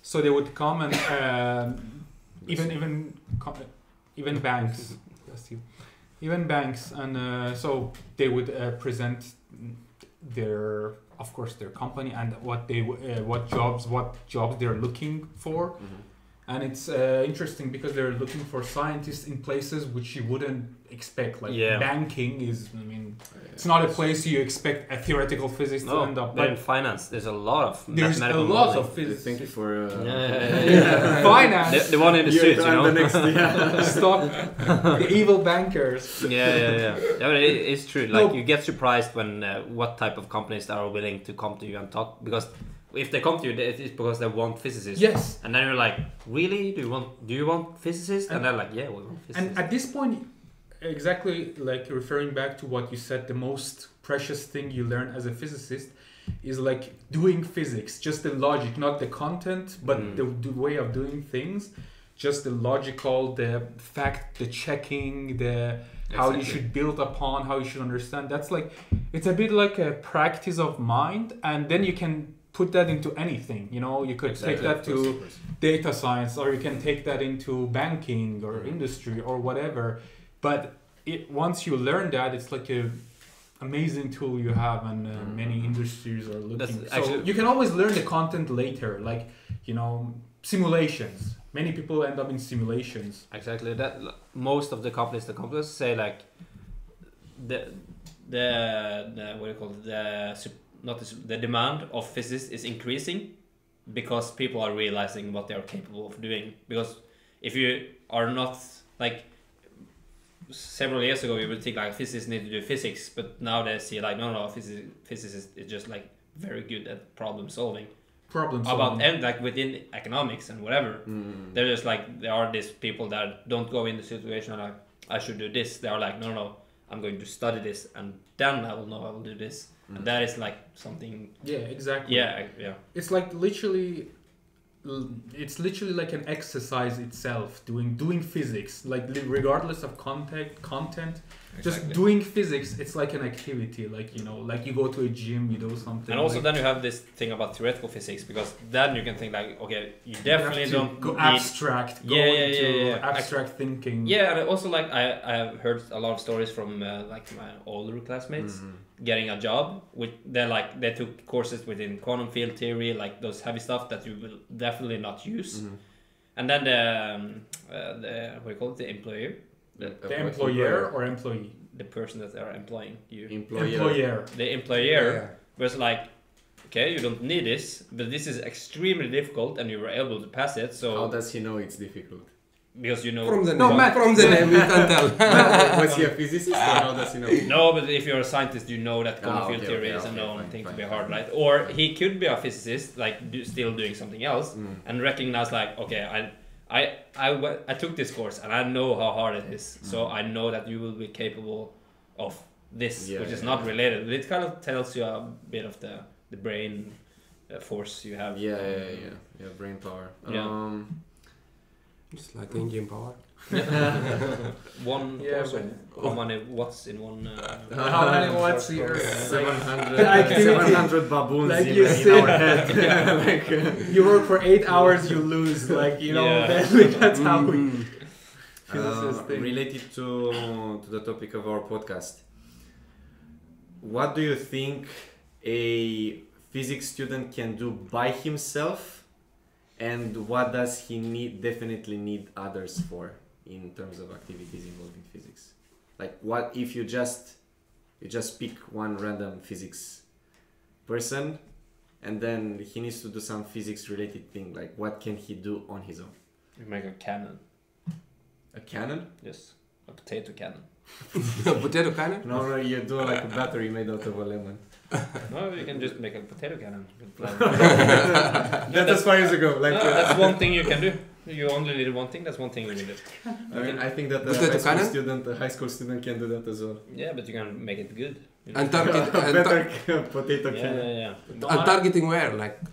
Yeah, your mouth. Shoot it straight up and then take it. You can make a lot of things. Like the thing is, like the things people think with the skills that you acquired. Yeah. Like the problem is, like most things that we have today is not one person is not capable of making it out the knowledge of others. We are kind of standing on the shoulder of giants. Right? Exactly. So it's like, could you make a computer? No, but you can be a part of the team that makes a computer, or you could make a computer out of the knowledge, like if you Google like crazy, you know. So there's very few things in this world that you can do by yourself, which is not so trivial that it wouldn't like. That's why I just said a potato cannon, because it's useless. Because the things that we define as useful today is too complex for one person. For example, would it be possible for a physicist to,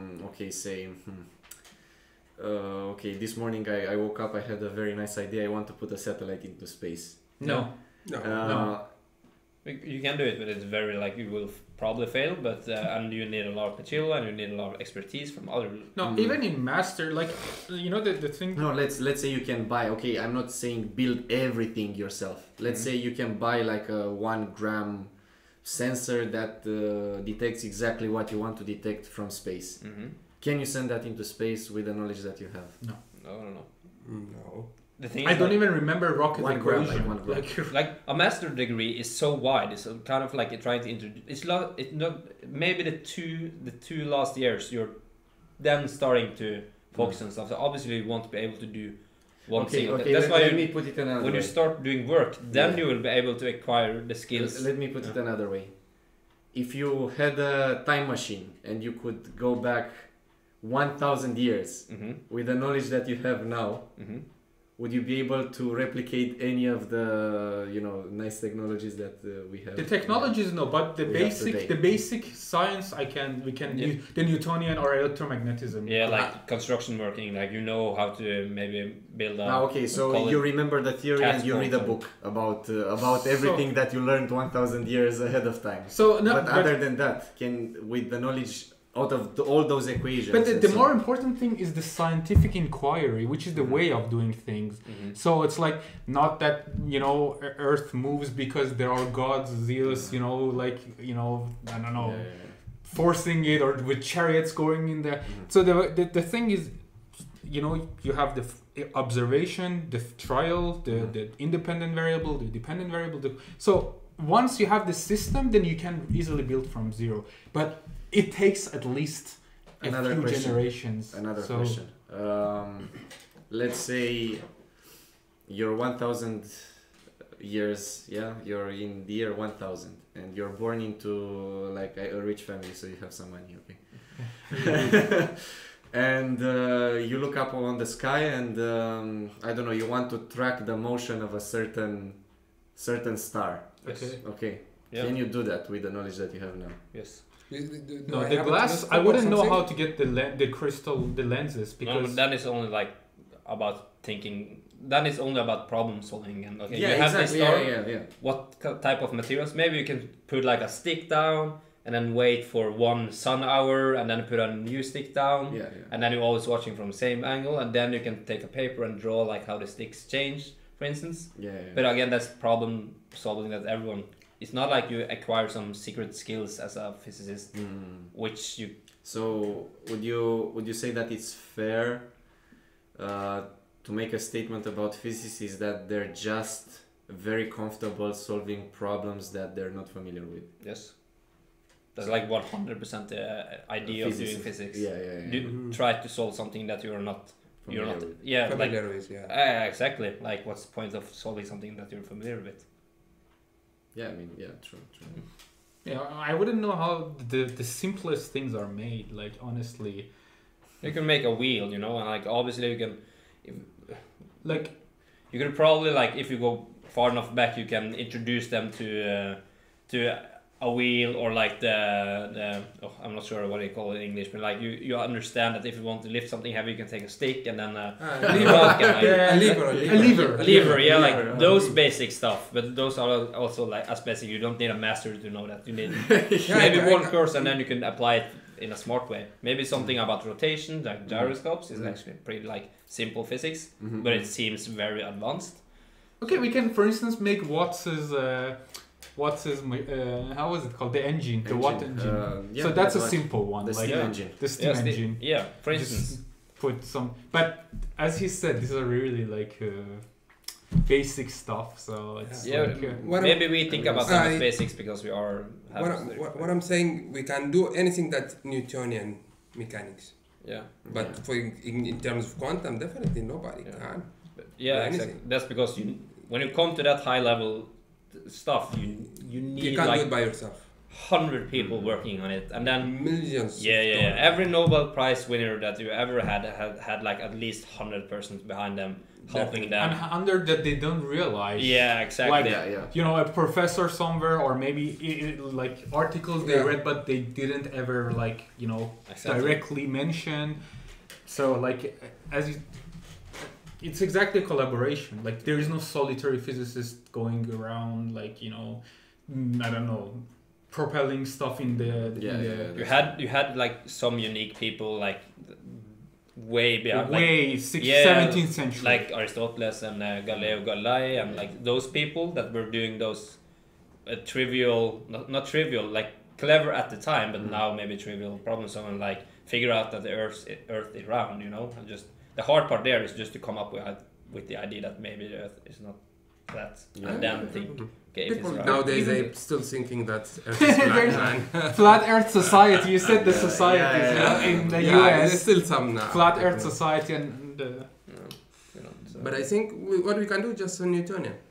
Other than that, and this is a sad thing. But why Newtonian? Because Newtonian physics is about the things that are on our level. That's why. Why? Of course you can't. Our level. in scale, or like okay. if you don't find a quantum rock of 100 kilos kind of. Okay. So that's why like Newtonian is a perfectly valid physical branch in our.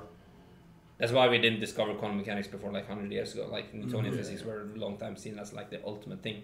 But that's because we didn't. Well, you can do some basic quantum, like a filament lamp and stuff like that. You know when. But up to getting to that level, I mean, making a filament lamp, and then you need some electricity, like you. But you know when you have the electrons and with the rays, you can like cut rays and okay. So that gets already into quantum, the quantization of the light. But it's like classical quantum, you know.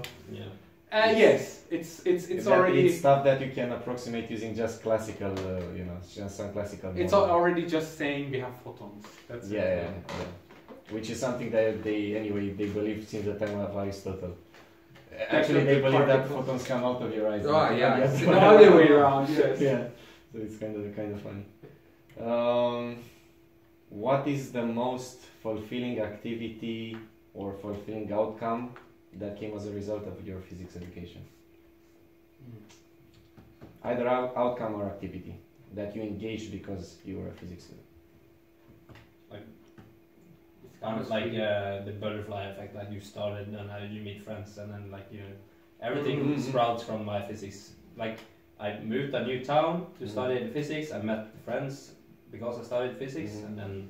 No, but that's common. That's for every degree. Yeah, exactly. So I want to. I don't think it's like. No, I haven't had like a specific triumphal time, like when I said. Like usually as physicists, you don't have any triumph before you're like. But even at PhD, like one thing is like one thing they say is like your PhD is not going to be read by more than 3 people. That's what one thing they say. Like it's your professor, maybe one peer reviewers.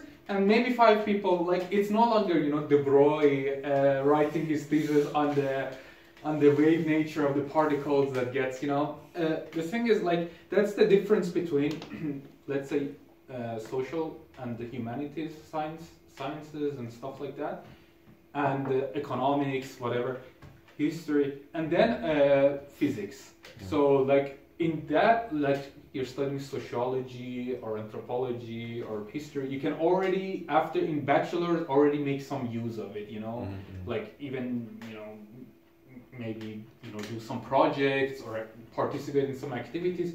In physics, like even at the end of master's, you're still like just getting to understand what in the early 20th century they were doing, and then let alone like the last the very last decades or 30 years, like gravitational waves or like the Higgs mechanism. I mean, gravitational waves are not new, so it's just the 100 years. I mean, the discovery is new, like the confirmation. As in the experimental setup and so on. Even black holes are used like they discovered that. Well, my point is at least in physics, I don't know about chemistry, but or other sciences, but in physics, like even until the end of PhD, you don't have much to say to be triumphal. So like, I will still wonder. I would imagine you are the one that are the ones that have triumphed most using physics as a teacher. As a teacher, but that's something else. Well, it's still you teach physics someone and you kind of were a guidance definitely to their, help them, giving them a better life. Yeah, definitely seeing them happy with their grades. Exactly. When they get to the college and say thank you, this means a lot. Right. Like all the triumphs, I can't come up with one, but if I have to take one, then it would be like a selfish one, like I did good in an exam or And one more thing, everyone who hears you do it's without exception. Anyone who hears physics, man, it's like. And then you're saying, and it's theoretical. Mamma mia. That's the most triumph you can get out of exactly. Actually, that's a very good point. For real. For people, physics is like something out of touch, like physics and math. They're 2 courses. That's super good point. Yeah. So that's the thing. And it's also related to exactly what we said about how physics is so high level that Oh, go ahead. Yeah. So that you need to get to the top after years and years. Maybe you can come up with something new to be proud of. How is your in your country? How do people perceive a physicist?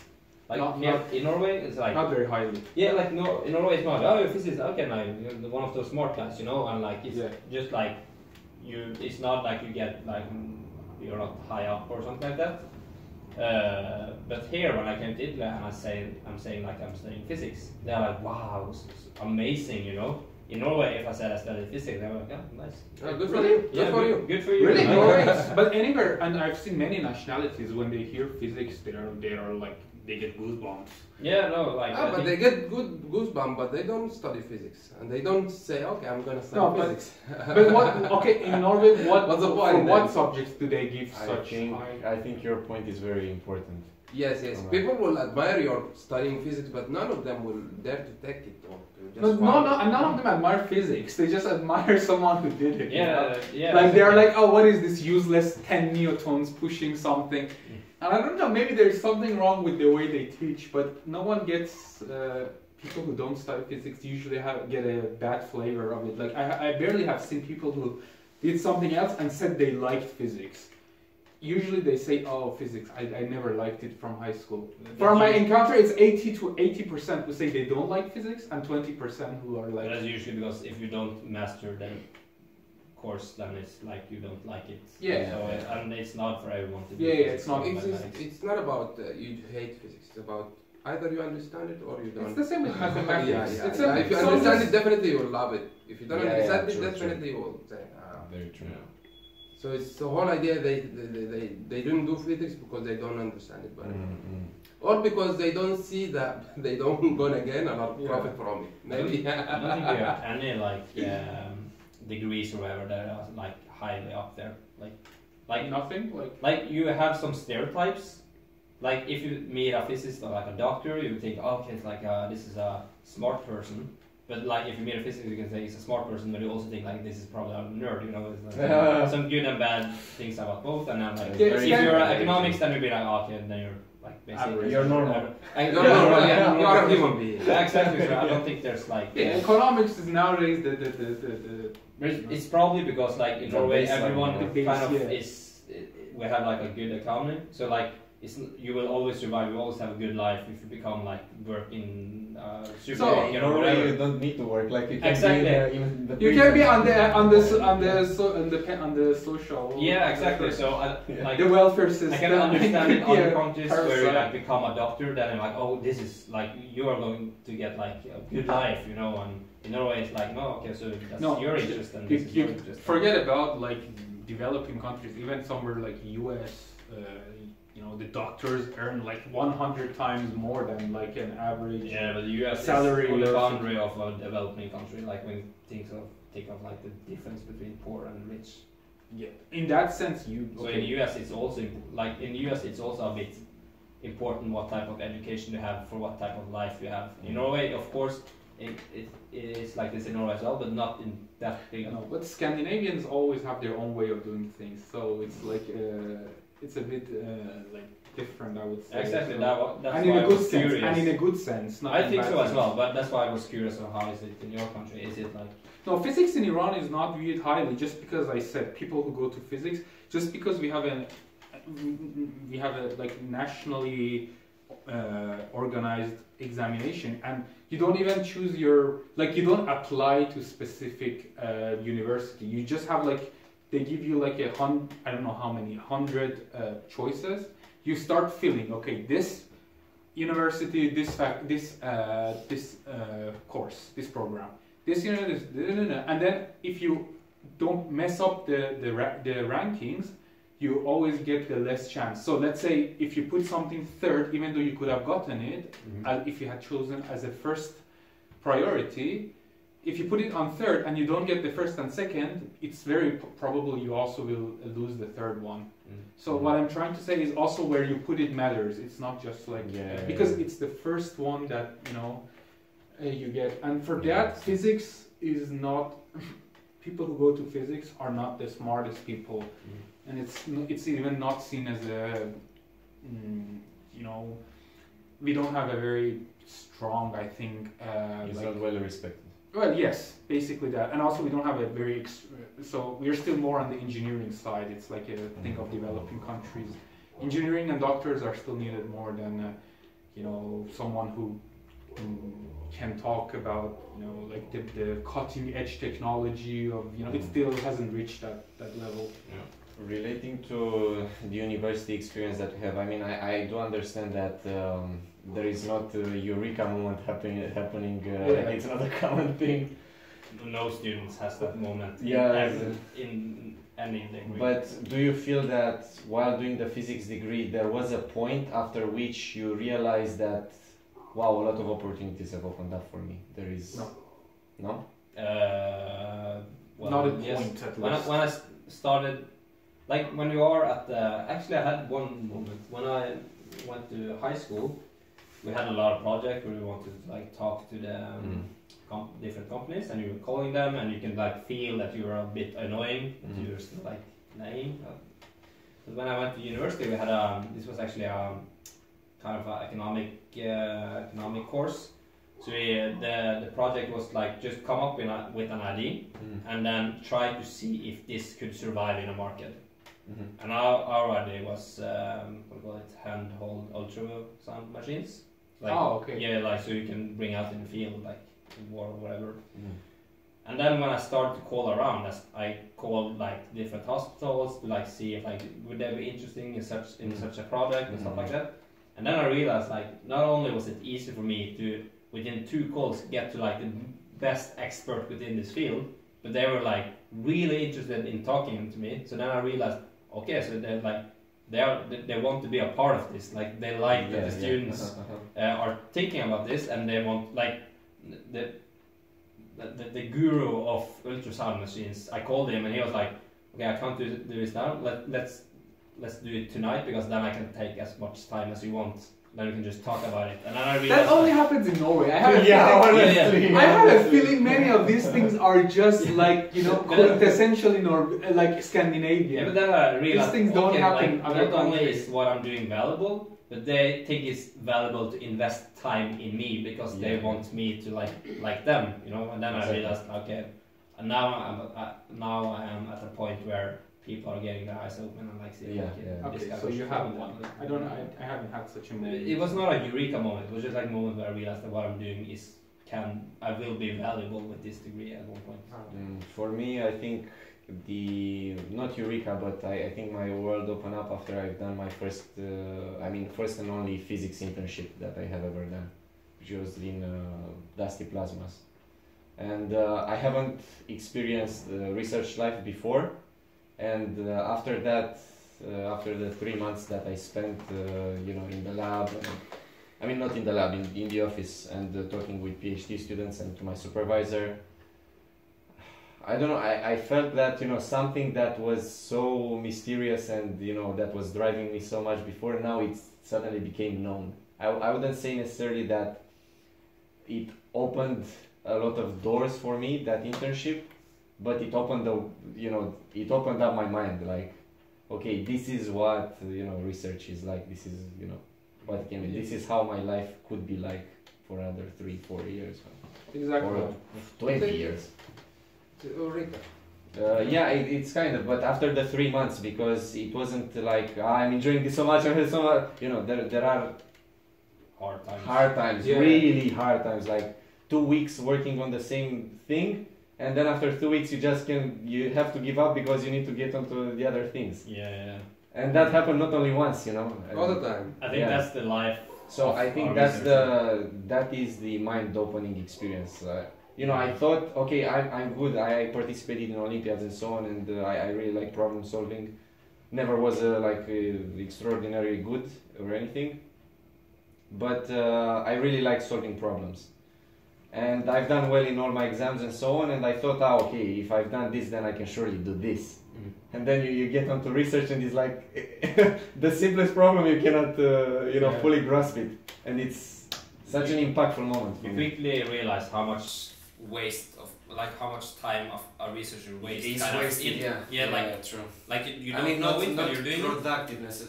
It's not wasted. It's not wasted because you tried something and then you say, okay, we have to use the right word for it. But yeah, it's probably a wrong word. But how much time, which is not like, if you have the goal here, most of your time is spent like going there. Yeah, pretty much. Yeah, exactly. Pretty So much. I remember as a student, you kind of learn that a problem takes about 1 to 2 hours to solve. And then when I did my internship, then I was also working with ultrasound machines. I was stuck for 1 week, and I turned to my colleague, and I was like, man, I've been stuck for 1 week. This is so embarrassing. And he was like, are we joking? Like, I've been working on stuff for like 2 months, and then we just canceled everything. Like, and everybody's like, oh, okay, yeah. That's kind of how it is, right? Maybe it's tough enough. Actually, that's a very important thing about physics, because I had a friend, for instance, who's very good in physics, or like top of the class, but when he did his master's, he was like, I loved studying physics, learning physics, but I just figured out I don't love like doing research and just spending time on behind the computer or whatever, and then just doing research is something else, it's something extra. And then he just said like he likes he wanted to go into programming, so it was fun learning physics. Learning physics about black holes, fields, stuff, but he doesn't want to do research. And also that makes sense, because like especially researchers in physics, they don't have any immediate self gratification for you.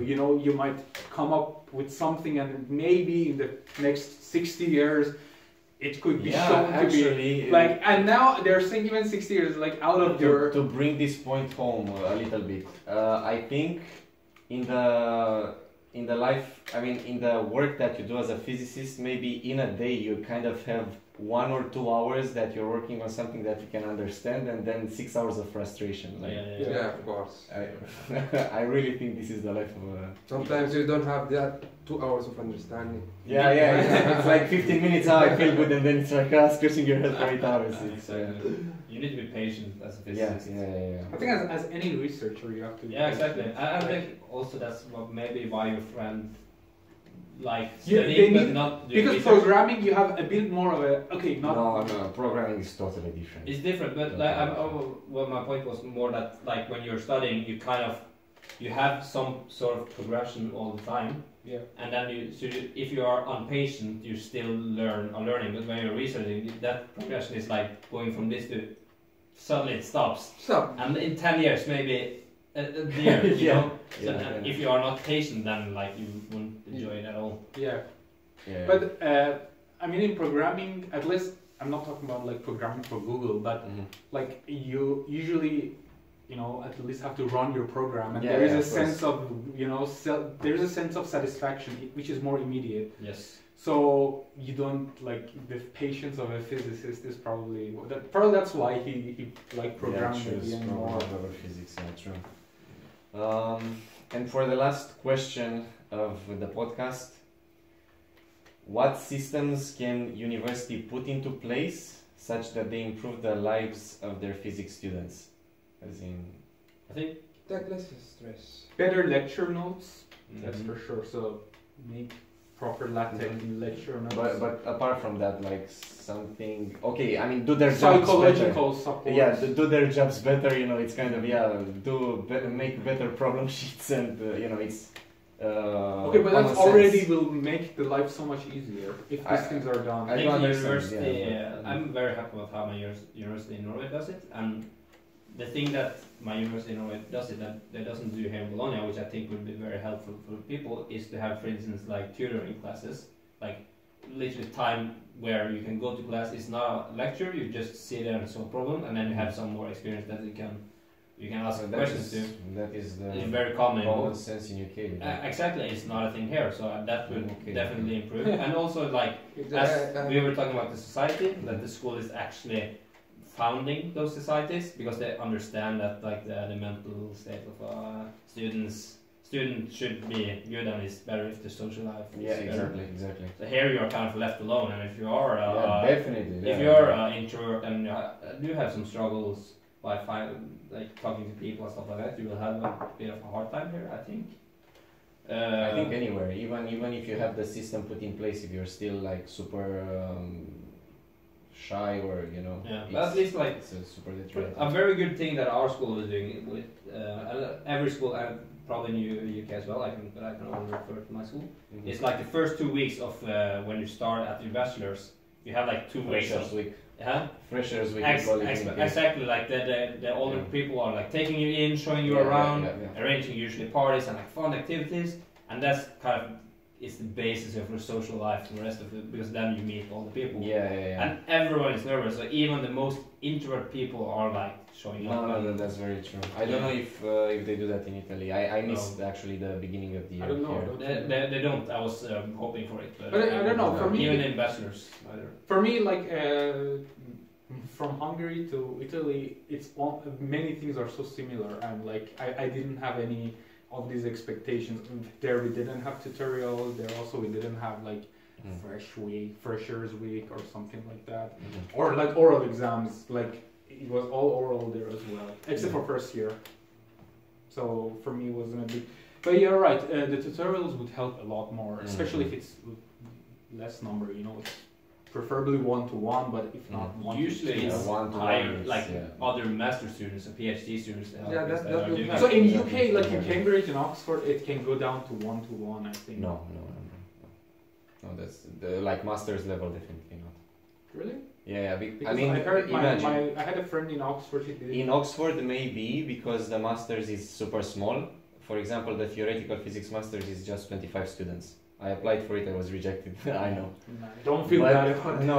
I mean, in Cambridge, it's Cambridge Tripos. It's 100 and something students. But it's all science, like it's. No, but it's just the numbers. Like in Oxford, they might be able to do maybe even one-on-one, possibly, because they have like a huge department for research and so on.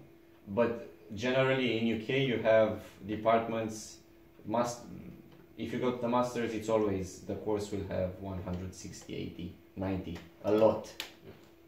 But so you will always have just to complete. You will always have a ratio of 1 PhD student to 10, maybe 5 in my friend in Oxford, he said it's 1-to-1 or 1-to-2. Yeah, maybe because he was in a course that was super small. So that's he did physics, Oxford physics. He was in a bachelor or. And during the bachelor's, he had 1-on-1. He said it's a 1-to-2 usually. That is very uncommon, I would say. But so that's Oxford is a very special school. So I need to check the number. It was not just you show up to a tutorial class. They were following like it was like a guide, literally. They so were it was like But it will be helpful if one of the other like master student help the other. It's going to be. Yeah, I mean, this will help. Actually, last year I worked as a tutor, so I got paid to like 2 times a week. I was available to the students. They were like first degree, like they were doing very basic physics. So 2 times a week I tutored them, and I also what call it when you're looking over their projects and stuff. We call it supervising their projects and stuff like that. And that's a very good solution. It's very popular because then the school, you as a student earn some extra money. Not a lot, but just some reasonable for a student. Exactly. As a student, it was like all the money I got was like just going to getting a better life, Yeah. And the students that I helped also obviously liked it. So I think it's a very very. So. We mentioned tutoring. Now and extracurricular activities a bit, like trips, maybe some like picnics, which is not. Uniform have it, but it's very hidden. Like I didn't know about it before. Like I asked people around, and they don't know. Exactly. Where they have it here. The Department of Science or whatever does have it there. Like 2 weeks ago there was a skiing trip, but it's very rare. Usually outside our school they have like this. You've seen some flyers or some flyers and stuff like that, but it's not like a big thing.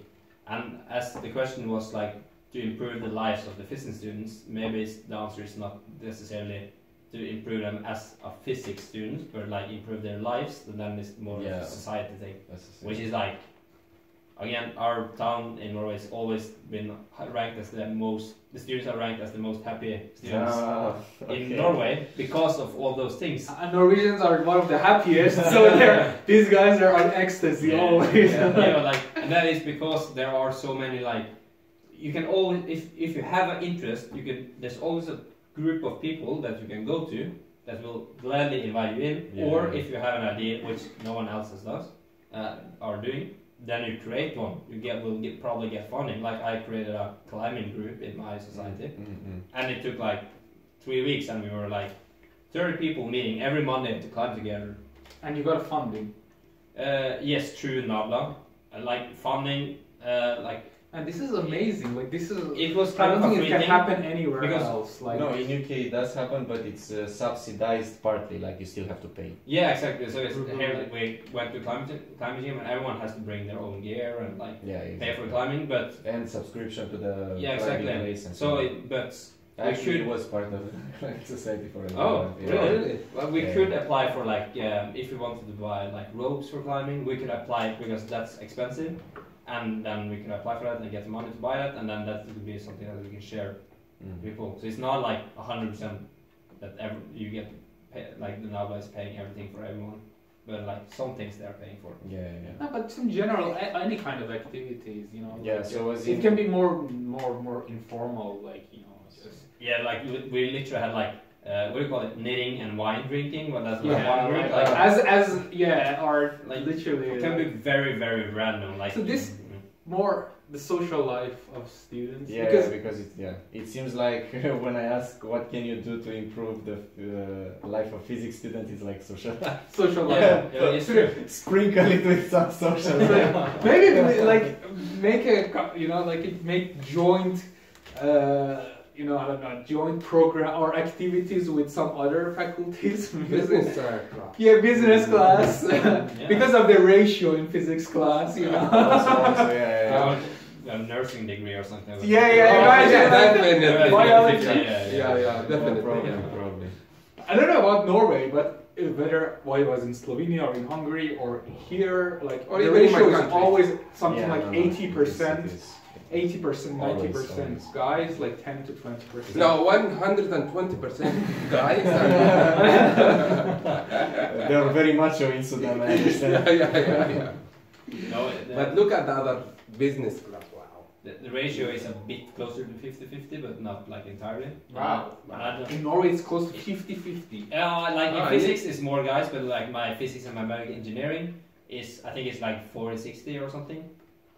That's way. I don't think. It should be said that the Norwegian government have put some incentives. For instance, when we apply for our degree, you kind of take the average of your grades and then you apply, and then let's say you have the average is we have numbers though, so like 5. Then maybe you need a 5.2 to get into our degree. Then the girls get 2 extra points. So okay. So actually it's kind of discrimination. Actually, I'm not a fan of it at all. So when they had positive discrimination, then I think it got to 50-50, and then they stopped it, and then it went to like 60-40. And I think that's kind of there's a lot of research showing that if you want 50-50 in things like engineering, then you have to force it, and I'm not a fan of that. But 100% boys club is not. No, it doesn't have to be perfect 50-50, but if you're too far out of 60-40, then there's something wrong, I think 60-40 is kind of seen as the natural differences in the science topics. But this is a very debatable topic, of course. So guys, thank you very much for the very interesting conversation. We have talked about our lives, our lifestyles, what we do, what can people that do physics can do during their bachelor's and masters, what can be done to improve their lives generally, and many other things. So thank you very much for coming. Thanks, Matt. It was a pleasure, and I really enjoyed this conversation we had. Glad to hear. Learn your perspectives. And thank you very much for listening. I will see you on the next one.